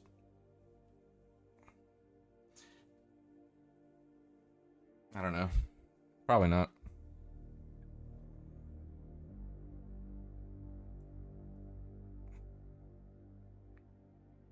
Just doesn't seem my vibe. This is like a feminine coded kind of thing. You know, just talking shit about people. That's like chicks are really good at that. You know, I'm not saying guys don't do it, but you know, women do this better than anybody. So this is why this app was fucking made. But I personally wouldn't do this. No, I try to have the least amount of apps in my life as possible. So this would not be one that I find necessary to add to the arsenal. That's fine. You want to have that decision? Okay. But we need a version of this. Men need a version of this. If you want to have a toxic man-hating app, then we need a toxic woman-hating app. That's it. Like, I got no problem with this. You call it Twitter? No, it's called twitch.tv/Asmongold. But the reality is that, or my YouTube channel, or Kick, especially my YouTube channel, though. And anyway, call it Hog Finder. That's true. Yeah, there could be a lot of ways to look at it. But anyway, the fact is that if you look at if you look at this shit, like it's voyeuristic. It's an invasion of people's privacy. It is totally just completely like it's totally unverified. You can't prove or disprove any of this. So you just have these people running wild, talking shit about you. There's nothing you can do about it. I mean, again, like it's toxic as fuck. And again, if you want to do things that are toxic as fuck, that's fine. But you have to expect that happens to you. The problem is the expectation of privilege, not necessarily the issue itself. I think that's what really pisses a lot of people off. Point that I want to bring out. Female this T app toxicity? is all Yeah. fun and games, but y'all better pray that these men don't get their own version. A lot of y'all women get spared so much because men don't run their mouth. If men ran their mouth half as much as y'all ran y'all mouth, a lot of y'all would be in trouble. A lot of y'all. Yeah. Because everything that these men be guilty of, y'all be guilty of and more. Oh, yeah. If these men get an app where they can expose anonymously. I remember I seen a girl that I thought was hot on OnlyFans have a crash out that was so fucking insane. It almost made me gay. I almost wanted to have sex with dudes after watching this video. For real. Like, it was that bad. Almost. Not. That didn't happen, though. Sorry. The trifling women that a lot of y'all are, y'all gonna be in trouble. Y'all gonna be in a lot of trouble. A lot of y'all been smashing a lot of men in y'all cities, right? Y'all done got around. And it's gonna get bigger than just barbershop talk where they can compare notes about y'all. Yeah. They'll have a whole app where they can show. There's like there's like Palantir, but for these girls. Palantir. About how many of y'all done smashed how many dudes in the city. Yeah. Right? All of the nasty things you done to those dudes on the first No, for real. meetup. Think about it. How many of y'all done lied about being pregnant? How many of y'all done put babies on men that didn't even belong to them? How many of y'all done had ran on you? Talk about your hygiene and how some of y'all stink. She's just going in on it. Oh my God. They just call it, it's their speedrunning AI robot girlfriends. Yeah, I know. Jesus. You see, the ladies that are involved in the app are actually exposing themselves. They are. Well, And they let me did. explain what I mean. No, Shout no. out to a lady who understands. Literally. Number one, you're exposing how nasty you are. I mean, you're exposing where your standards really are, what you're allowing men to do to you. Yep. And you're trying to help out other ladies who basically will see these men and say, hey, you know what? Here's the other thing is that the way that a guy treats one girl is going to be totally different than the way that a guy treats another girl. And like, I've always used this example is that like, why is it that every annoying bitch hates video games and hates whenever their boyfriend plays video games? I'm going to tell you why. It's because a guy is always going to prefer video games over you because you're annoying and obnoxious. Whereas if you are a pleasant to be around nice person that, you know, the guy actually really likes, he's going to put down his game, even if he's in the middle of a game, to spend time with you because you're more important than the game. So if you're losing to Call of Duty, that says a lot more about you than it does about Call of Duty. That's just what I'm saying. And so like you have a selection bias. This is the same kind of selection bias as like I've talked about this. So you have that selection bias. Then you have the next selection bias, which is why is it that a bunch of hot girls like astrology and crystals and witchcraft? Why is it that if you go to a witch store, there's like at least 3 hot girls there? Well, I'll tell you why. It's because they all believe in bullshit because no guy wants to set him straight because it might ruin his chances with her. That's so so they true. gas her up telling her that it's real because they That's so true. don't want to make they don't want to get in the way of themselves, right? And so they don't want to cockblock themselves. And so that's the reason why a lot of hot girls are into that crazy shit is because no guy wants to, you know, say maybe that's not true and then ruin his chances. So that's number 2. Number 3 is OnlyFans. So I've said, and this is online content creation in general, like you used to be able to go to Gotti Town, you used to be able to go to McDonald's and there would be like maybe a hot girl there, like maybe 2 or 3 times a year, right? Now that never happens. Why is that? It's because they're on the internet making money. And so you have instead of hoflation, there's a ho deflation. And so like now you don't see as many hot girls out in public because they're sitting on the internet making money at home and they're not working a job in the public. Everything that I just said, statistically verifiable, logically accurate, completely irrefutable. It's a hoe recession. It is. It's a great breakdown. Somebody got to say it, right? I really don't want to deal with this guy, or he has a red flag. Do you think we get a red flag watching you? Yeah. Yeah, absolutely. All of that, right? It technically would be to a woman a red flag if you watch Asmongold, but I doubt that 90% of women even know who Asmongold is. Only like 10% of fucking Dramapol fucking orbiter type internet YouTuber people know about Asmongold. Most women do. Most 90% of women have no clue who Asmongold is. So I think he'd be all right. That's one of the things is like you post these guys Thanks, up there and you're supposed to get like a red flag if, you know, well, if you can date somebody or not, or a green flag if the guy is okay. He passes all the flying colors. Right, yeah. And this is the same thing that ladies are doing now. Like, oh no, this is how he is. You know, don't worry about him. You know, he'll treat you wrong or he'll treat you bad. But the thing is that it's one-sided because it never detects if you're a red flag. Yeah, true. While you're screening for a guy that's a green flag, you yourself— By the way, with all the images leaked, it turns out that these women actually weren't red flags, they were grenades. Or a red flag. You see, because nobody can come and check you about your behavior or who you've been getting your cheeks clapped by. Furthermore, if it was the other way around, women would be crying because what if we were able to post some of y'all's y'all little twerk videos that you send? Storytime music! There was a chick that I know that was dating me. Another American dude from the community that I'm actually pretty cool with now came to the country. Okay. She was dating him.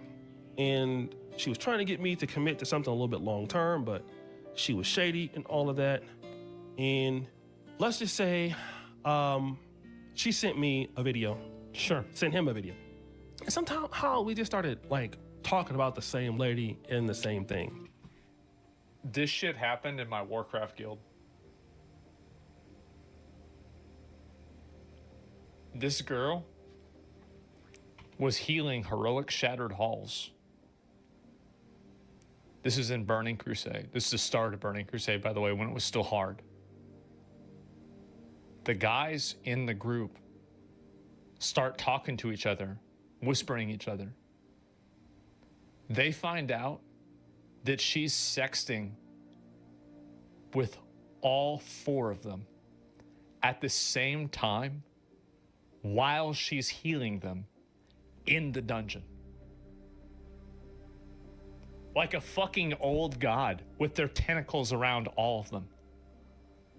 At the same, honestly, like I said, damn, that's impressive. That was the same girl, by the way, that told me that she wished her tongue was a snake, or sorry, she wished her tongue was really long so she could wrap it around my dick like a snake. Yeah.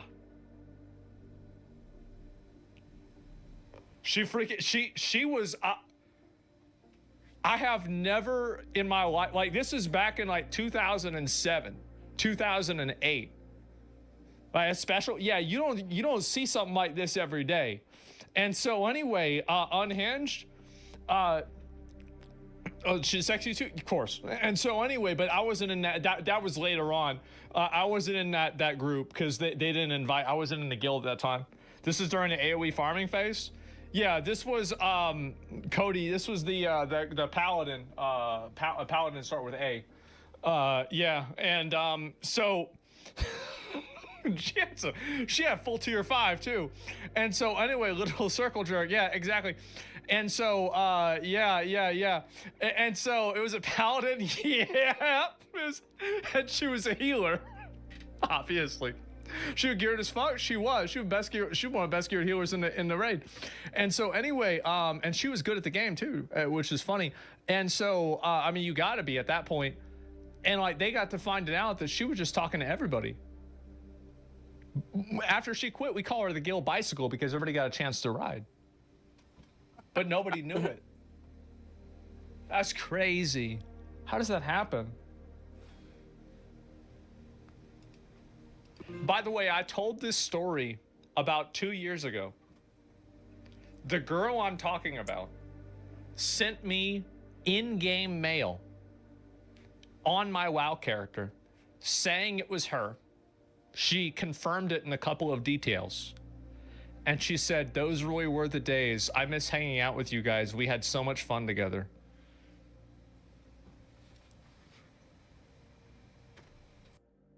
Yeah, what's up, 420? SP? What's SP? What is it?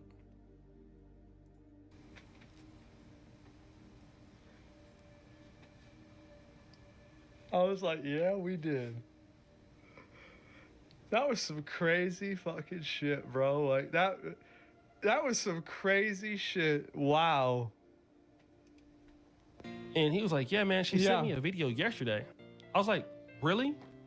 And we found out that, oh, this same person is sending the same videos out. Like, not only to just us, but to Oh, so she was doing OnlyFans. She had like the pre-order for it. That's crazy. Damn. Whole bunch of people, right? If something like that were to be a mechanism that guys could talk about online, about some of the things that women are actually doing, it would really disturb a lot of guys, because a lot of men in general want to look at women as like, okay, if she might be 3 or 4 it up, like, we don't really have any proof.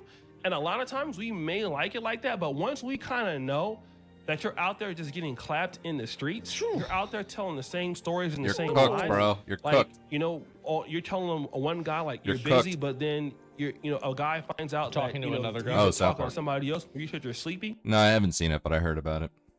I heard the White House responded about it too. It would be I don't watch South Park. I mean, I used to watch South Park a long time ago, like when it first came out, but I don't have cable anymore. I don't watch like television shows really. The only thing I ever do in terms of shows is I'll binge an entire season in one day for shows that I'm interested in, you know. Which the last show, I mean, the last show that I watched, I think, was The Last of Us. Which I really liked the first season of. The second season was like, whatever. But before that, it was Succession on HBO.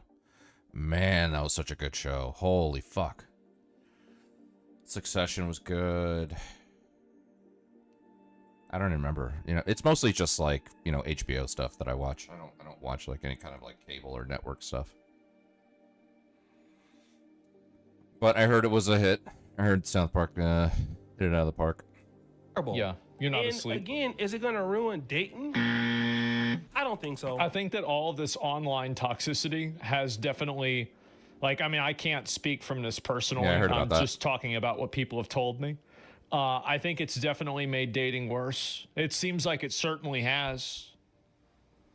Did you hear about Little Tay getting banned from Twitter because she soft launched her OnlyFans being 17? Good. You know who else should get in trouble? Her parents. Where's the parents? How do you let your kid do that? For the guys who are being posted on T-App as red flags, if those men are attractive enough, those women are still going to want to date those guys. They're not going to say they can't date them because Catfish it's on T-App. They're going to want to find out if it's true, especially if somebody says he got some good. So it's literally just a guy. It's a fake profile picture. Right. We already know. And when it comes to cheek clapping and booty clapping it up, they're going to be okay with it.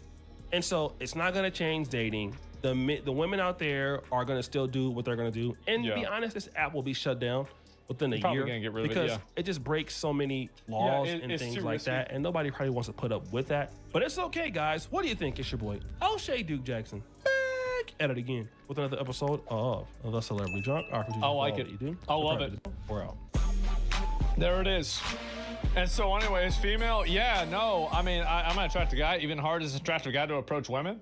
I mean, I would say just in general, I'll link y'all the video. I mean, like, I definitely agree with everything he said. I mean, in a general sense, buy a shirt. Should I buy that shirt? Maybe I should. And so anyway, there's this video right there, propaganda. Yeah, I guess so, right? And T-App just got hacked. Yeah, it got hacked. And then, again, all of the people, everybody went out and they were, what do you call it? They were getting mad about this and, you know, like getting pissed off and, oh, well, like they're putting out all of our personal information. I love how, like, by the way, if you are a girl and you're crying about your personal info getting leaked on T, you are on an app that's all about leaking personal fucking info. Your entire fucking, like, you would have never been, this is karma. Like, you talk about, that's karma, bro. Like, that's 100% karma. Like, how the fuck are you gonna go and complain about getting your personal shit leaked when all you've been doing is leaking people's personal shit? That's the whole thing. That's what you've been all about. That's your life. That's the whole way it is. Do we see South Park clips on this? Yeah. Hugo Manfo, the Louisiana DMV, as well as 5 million other people. Real story? Yeah, it definitely happens. There was no encryption either. It was for keeping that stuff safe. Well, that's what they get, man. That's what they get. And they get all their shit leaked, and everybody's making fun of them. They're going through the profiles, and it's all the usual suspects. I am so glad to see this happen. I think that it's fucking great. I really do. I think it's great. Goals these attorneys will have.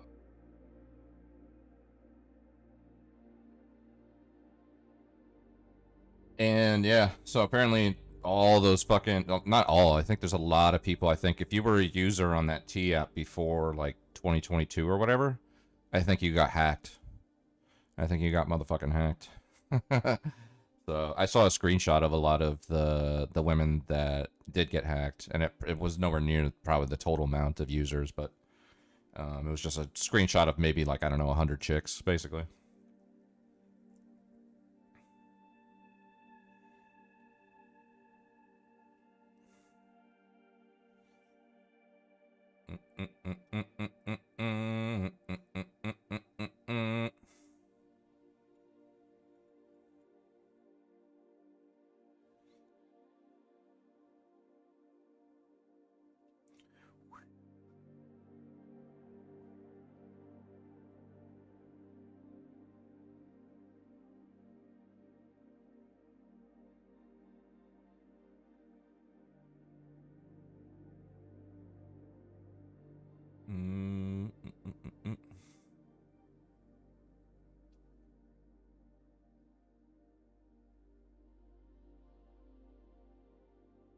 The future of the movement with Nick Fuentes. Yeah, I want to check this out. So. All right, hello everyone. I'm here with Nick Fuentes today. A little bit late, out of character for you, Nick. I was expecting you to be prompt and right on time. But yeah, thanks for being with us. Nick obviously is one of the most prominent right-wing commentators, pundits, news broadcasters out there at the moment. Always growing his influence, very strategic mind. I would say one of the best geopolitical thinkers out there. So yeah, pleasure to be with you, Nick. How are you doing? I'm doing well. Yeah, great to be with you as well. Thanks for having me. Definitely, yeah. So we had a little bit of a beef a while ago. I went up to Chicago to pitch some ideas I had for the future of the right wing. It's obviously a topic I care very much about. I founded this intentional community here for white Americans and have big plans. So I went up and pitched some thoughts to you, Nick, which I'm sure you're getting all the time, like constantly just, hey, Nick, what about this? Should we do this? Is it over, Nick? And people kind of look to you as a de facto leader. And I think that's totally fair because you've really shown your predictive ability. You've shown that you have a handle on domestic politics and you have a great lay of the land, read of the land. And I guess, you didn't immediately act on my suggestions. I got a little bit defensive about that. And so I'll accept my part of that blame. And I think it's good to be able to move forward and get over old beefs. So I appreciate, you wanting to reconcile and coming on here. Yeah, absolutely. I even when we were in the middle of the beef, I said, you're a brilliant guy. I'm a huge fan of your content. Keith Woods actually put me onto your stuff. I believe I had seen you around, but he put me onto some of your content about music and IQ and some other interesting takes, some of your stuff about Neoplatonism. And so I was always a fan. I watched your videos. And, it didn't help. My first instinct is always just to hit back as hard as possible. So I maybe we should have both had a resolve to kind of squash things before we turned it into a major beef. But likewise, I'm glad that we're able to sit down and get together again, because I think what you're doing is important. I think what I'm doing is important. I think that, we should have a full spectrum of different approaches. So I'm a big fan of what you're doing, not just with your content, but also with the intentional community. So I agree. I think, in the course of these things, we have egos, personalities. And by egos, I just mean, we, as big personalities and smart guys, we want things done a certain way. There's always going to be inevitably clashes and, little beefs and things like that. And I think that's fine, actually, as long as you ultimately come together. So I'm glad we're able to do that as well. Right. And I feel the energy of coming together, uniting as a movement. For a long time, like the movement seemed like a misnomer. It was divided factions. But now there's a sense of a common enemy, especially with the collapse of faith in Trump. There is a new realization that we collectively have to organize something to replace MAGA. And you've been live to that fact for a long time now. And so naturally, people are looking to you. And myself, I want to look to what you see for the next 10, 20 years. We might not agree on all points in this discussion, but I definitely want to stay open to, different paths. Like you said, we don't all have to do one thing, but even if I think it's going to be like an interesting kind of MAGA civil war, or it probably already is, just because people like this have been MAGA since 2016, but there are new MAGA types that came in 2020 and 2024 that have not been around as long as some of these 2015, 2016 MAGA types. So they've seen a lot more than the newer Republican crowd, whether they be converts or new voters or whatever. And I think the new voters and the converts are going to still want to ride a MAGA wave, thinking things are good, things are going the way that I voted for and all that. Whereas the people that have been around for 2016 have been like, look, we've been doing this for a decade. Okay. You're just new to this MAGA thing. I think there's going to be this, like, internal strife or civil war between the disillusioned MAGA versus the reverts. The reverts or the converts.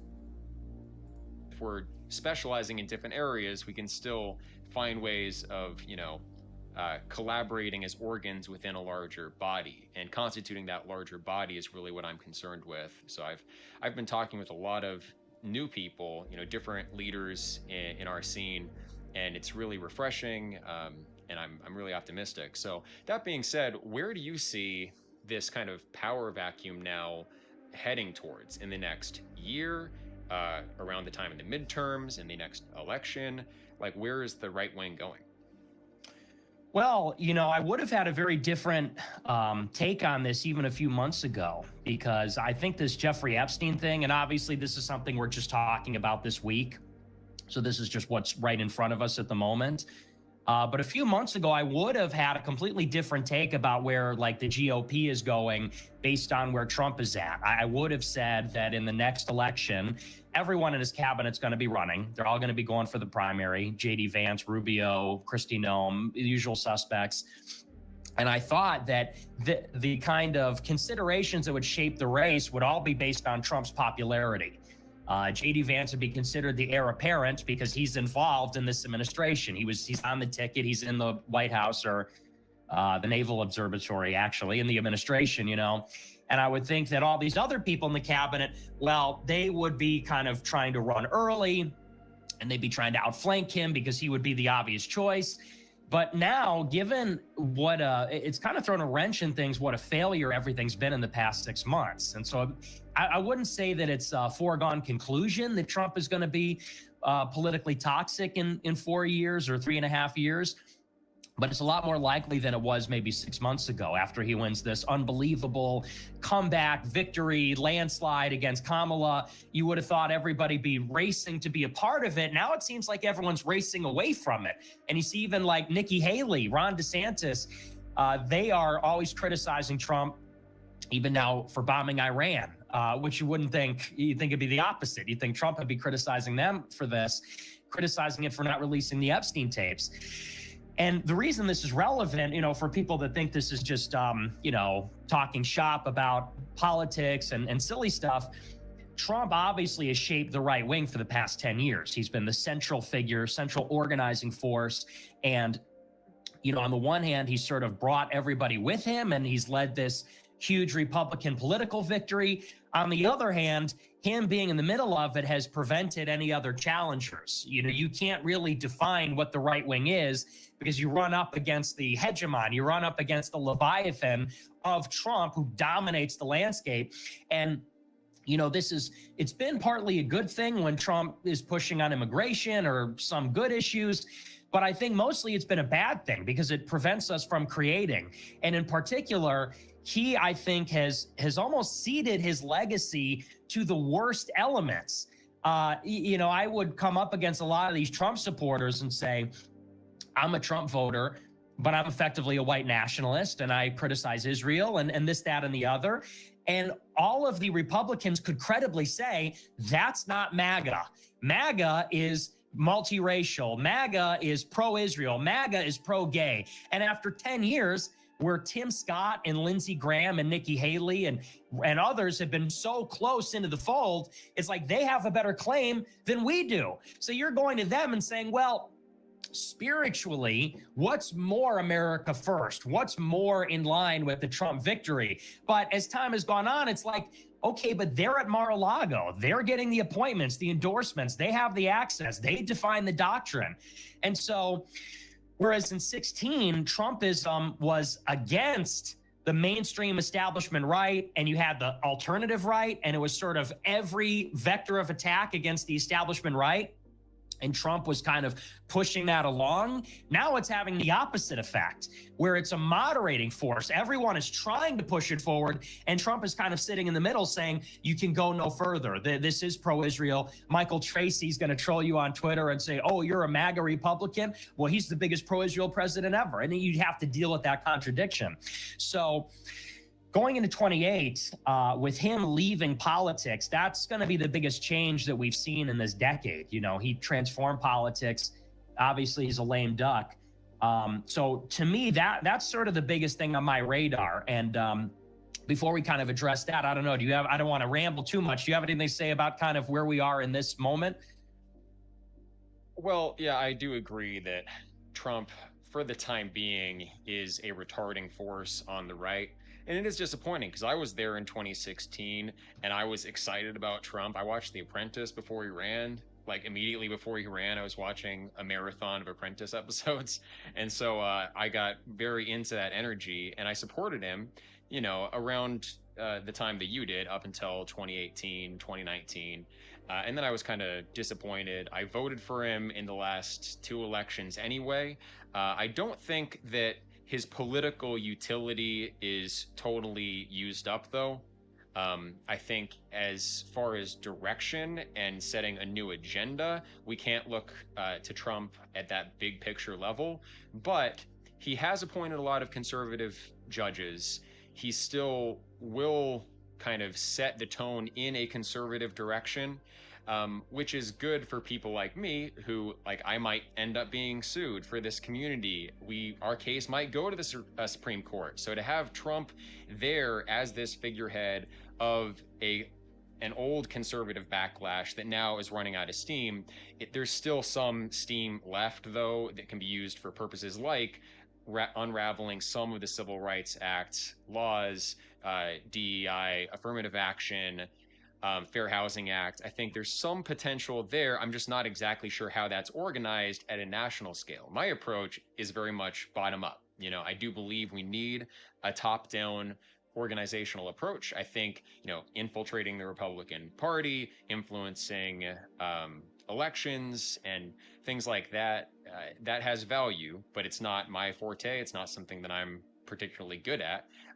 What I can do is organize communities of like-minded people and kind of stake out a claim for this is where we have a right to defend freedom of association. This is where we have a right to white identity politics, which people have kind of played with, but no one has really done that kind of hard line approach saying like, no, we're having a white community. This is where we're drawing that line in the sand. And by forcing the issue, it's probably going to come to court, and then that will make it a matter of public discourse, and then we'll influence things in that way. So I've sort of staked out a position where I will be either a sacrificial lamb or a landmine for the establishment.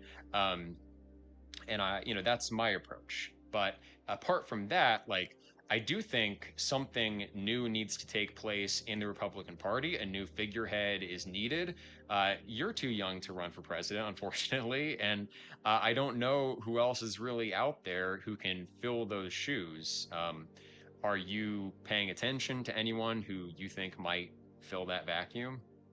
No, and I don't think there is anybody, honestly. And what makes it so difficult is you sort of have, unfortunately, it seems this big splinter between, you could argue, the more pro-white side, and you could say like the more counter-Semitic or counter-Jewish side, which is really interesting. It's really become a problem in the past few years where, of course, all of the nativist, like immigration restrictionist, white nationalist, white separatist types, you think of guys like Peter Brimelow, Jared Taylor, Scott Greer, the usual suspects. There is like a capital W, capital N, white nationalist movement that has sort of been around for a long time. And these guys have all coalesced around Trump, and in particular seem to be deeply affiliated with this Israeli network. They congregate around the National Conservative Conference, which is Yoram Hazony's outfit, around Paul Gottfried at Chronicles, who, even though he's a paleocon, he was in favor of bombing Iran, and he is Jewish, says he hates the Nazis and all this kind of stuff, and very sympathetic to all of these other, ethno-nationalist movements in Europe, in particular, like in Hungary or Germany, where they have an extremely strong Zionist element there. And of course, these guys are now the ones that are saying Stephen Miller's the Hebrew hammer, and if you're anti-Israel, you're a third worldist, and all this kind of stuff. On the other side, you have a lot of people that are being very critical of Jewish power and Israel, which is a big part of our predicament, but they are embracing, and I wish this wasn't the case. I wish this was pure slander, but it does seem to be true. There is some element of third worldism or leftism on the Israel critical side. You have a lot of people where race consciousness is not a priority at all. It's not, maybe they're not even ideologically race essentialists or race realists or anything like this. If they are, certainly it's very low in terms of their priorities. And so when you think about 2028 or even the midterms for that matter, my project in the past few cycles is I thought I would identify the more radical members that are running for the House or that are even running for local office for that matter and try to support them. But what you find is there's almost nobody on a national level or, even in a semi-national level who is kind of with us on both sides of the coin, that's kind of ideologically has it all together. And we don't need to be picky about it, but you kind of just need the basic, like, they're going to be taking our own side, so to speak, not in the pocket of Israel. They're going to be, more pro-white than your average boomer, more conservative than your average Heritage Foundation free market guy. And there just isn't anybody like that. And so I'm a little bit disappointed because I thought after 10 years of Trump, we would have had during one of these cycles in 18, 20, 22, 24, 26, you get like one AOC of the right, who at the minimum could be like a rallying point for our side, who's going to bring attention to the issues and kind of direct the energy and be a bit of a lightning rod, as she has been for like the progressive side and becomes like a standard bearer.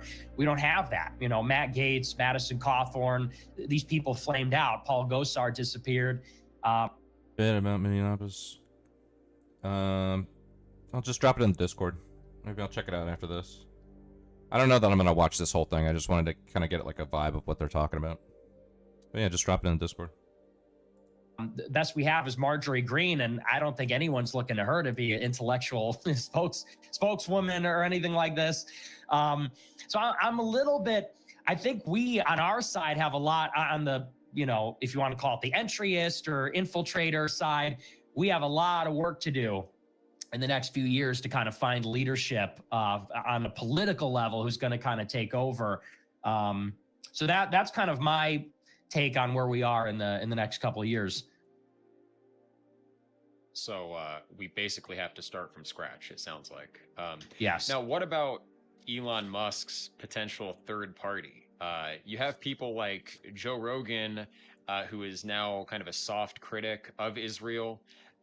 It is, a limited hangout. They won't go all the way and question Jewish power in general, but they are critical of the state of Israel, and that's new, you know.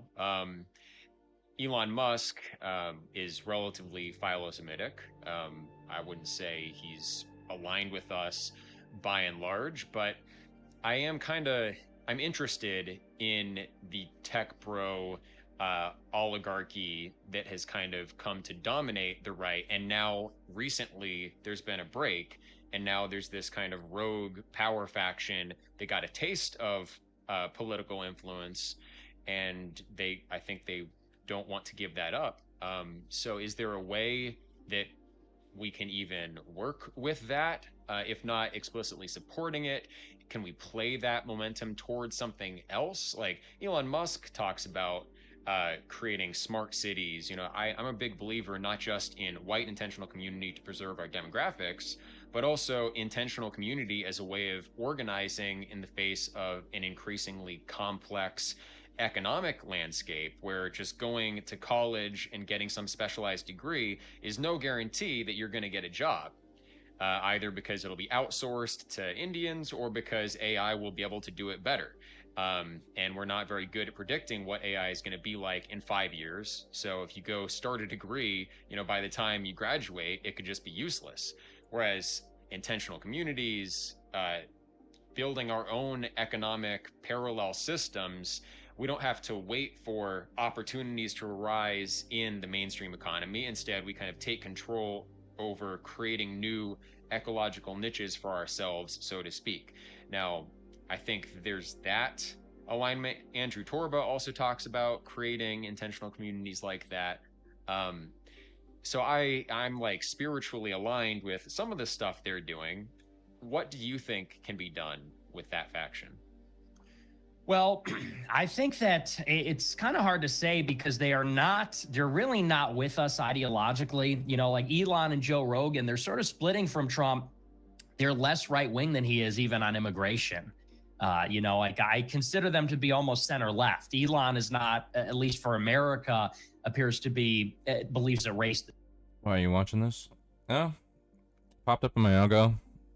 Divisive figures. I was like, I don't know, let's see what they're talking about. Talking about setting up. I don't know. I think I've seen this guy in the news. I want to say I think I've seen him in particularly. Wait, hold on. Let me see if I can find it. I want to say that I think I saw it. Is this one of the guys that's setting up some kind of like white identitarian colony or something?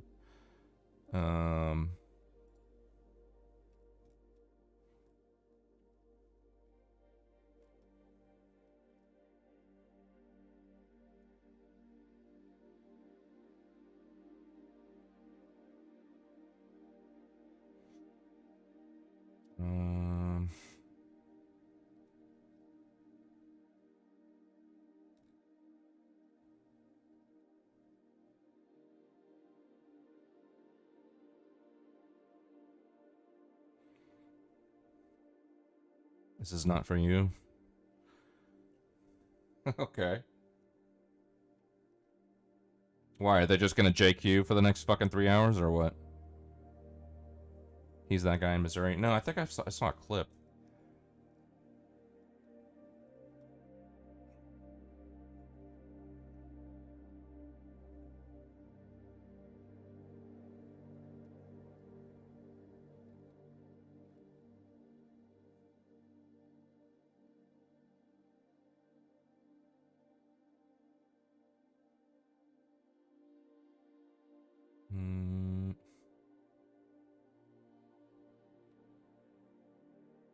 Is this it? No, that's not it.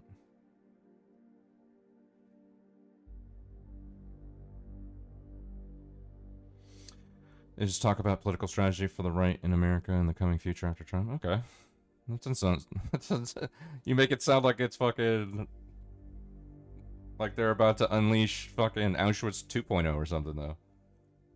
Why? What's so bad about the conversation, though? Oh, I think this is it. Inside the community being built based on race. What we've done here is establish a place where we have control over who our neighbors are, and that is just for the sake of preserving, you know, our culture. And that culture, effectively, we're saying this is a white culture, a whites-only place. White American culture.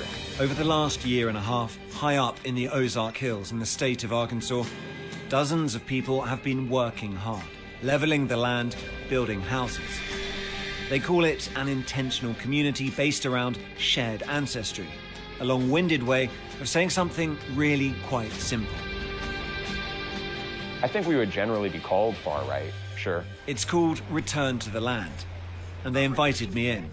A lot of people are going to be, why are you making Nazi references? Right. Well, why wouldn't I? A seemingly bucolic and sometimes surreal experience. But this is built on a radical modern premise, made possible because of a new political and technological moment. One with strong ties to the most active far-right groups in the US. Instead of taking to the streets, they are building their own, for generations to come. It's important for me to do this for my ancestors, my friends, my family, my children, my children's children. But in this southern US state, people who have lived through segregation once fear it is returning. When you hear things like that, it causes you to be fearful. And you don't know who to trust. Its founder says he is building a fortress for the white race. It's a racial association. I kind of want to ask you, you know, after seeing this, do you think what we're doing is immoral?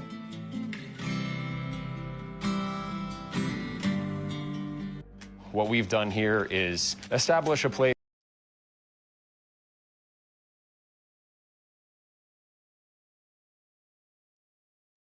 I gotta fucking fix my monitor. All my monitors just went like all haywire. What do I think about this? I mean, I think he's got the right to do this. That's what they want to do.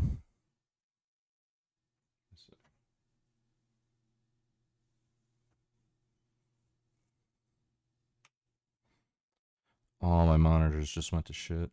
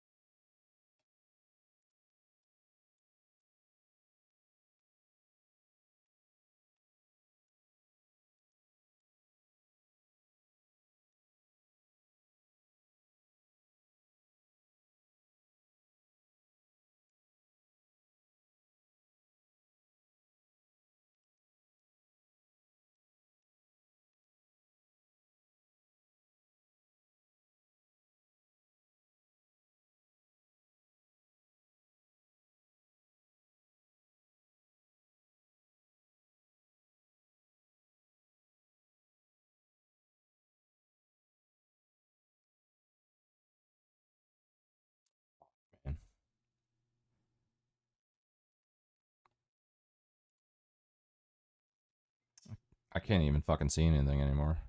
Can you hear me? Oh no. Oh no. I don't even know what's going on right now. All my monitors are like completely fucked. I can't. There's only one monitor. I have 3 monitors. Only one of them's working, and I can't even do anything on it. I don't know. Let me see. Let me see if I'm still even streaming.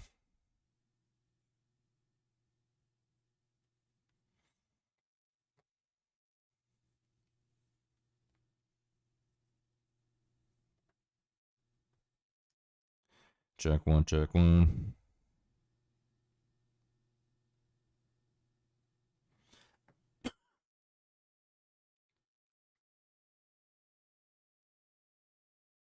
Check one, check one.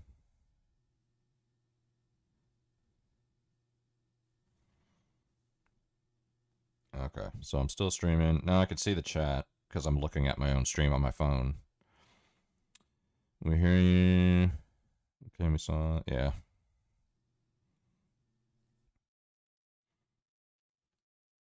I don't see why skin color should ever be something to be proud of. I'm only right now. My computer is fucking. I don't know what's going on. I might have to kill everything and just restart because literally I lost my main monitor. I lost the monitor that I usually have my OBS in, and then even the monitor where I usually have my video that I'm watching on. I can't even. It's on, but I can't do anything on it. It's fucking ridiculous. But I mean, I don't know. I think the last thing you said, Connor, was like, "What do I think about this?" I think people can do whatever they want. You know. Do I think it's right or wrong? I don't know.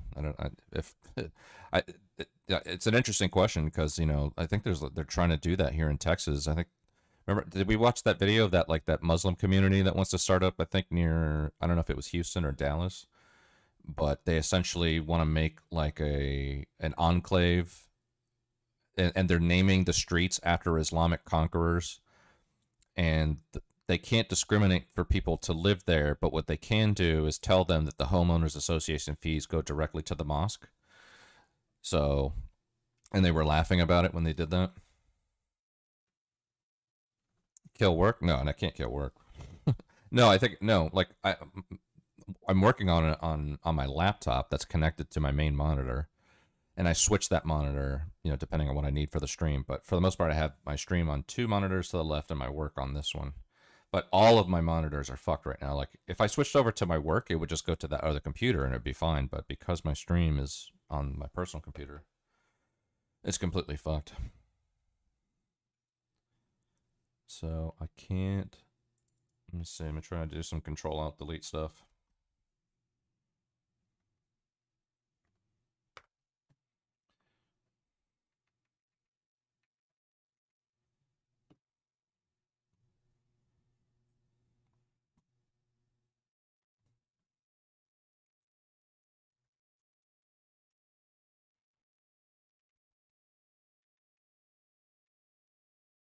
Yeah. Oh, Control Alt Delete doing nothing? No. Let me try to unplug and replug.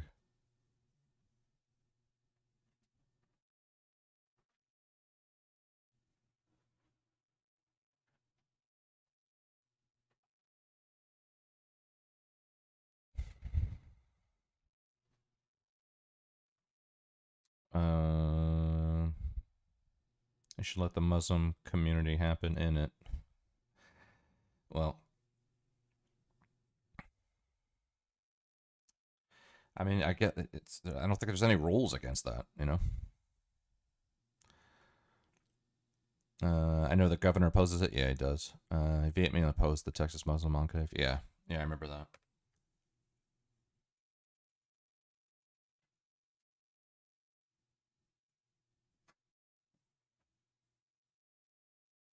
The thing is, either everybody gets to do that kind of thing or nobody gets to do that kind of thing. So it all depends on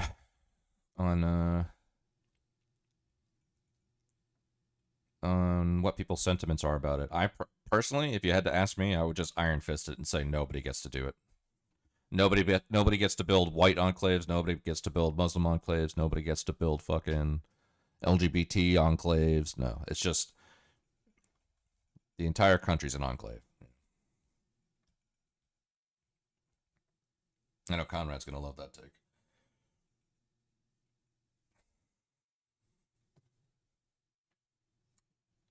They're not allowed to do this. Yeah, no, they're not. Well, they're not. They're not. But then obviously the Muslims found a creative way to get around that by essentially making all the HOA fees go directly to the mosque. So what white Christian is going to want to send their money to a mosque? I doubt that. I doubt there's going to be many of those that are around.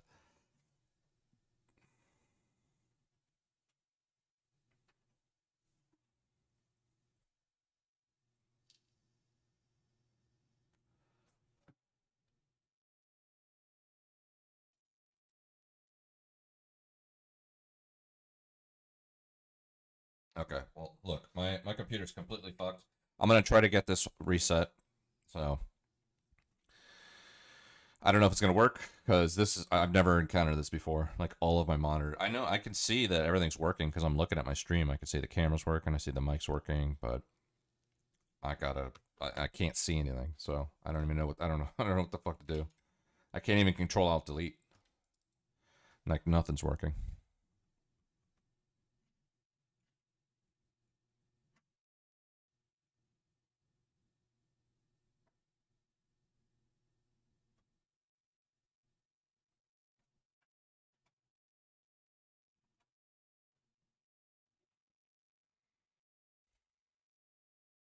Yeah. Thoughts on the LGBT neighborhood called Castro in San Francisco? Oh yeah, the Castro district. I don't. The thing is, like, that's just a bunch of gay people living somewhere. That's not like them saying, you know, only gay people can live here or trans people can live here.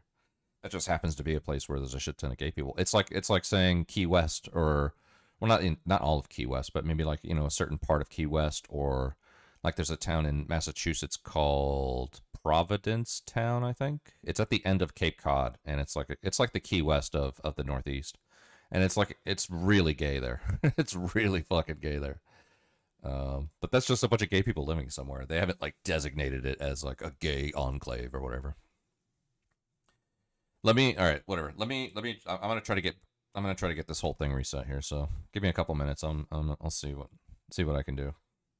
I'm gonna power down. So, yeah, okay. We'll see if it works. See you later, peace. Oh wait, hold on. Something popped up. Cancel taskman. Oh. No, I don't want to exit. Okay. Hold on. OBS crashed.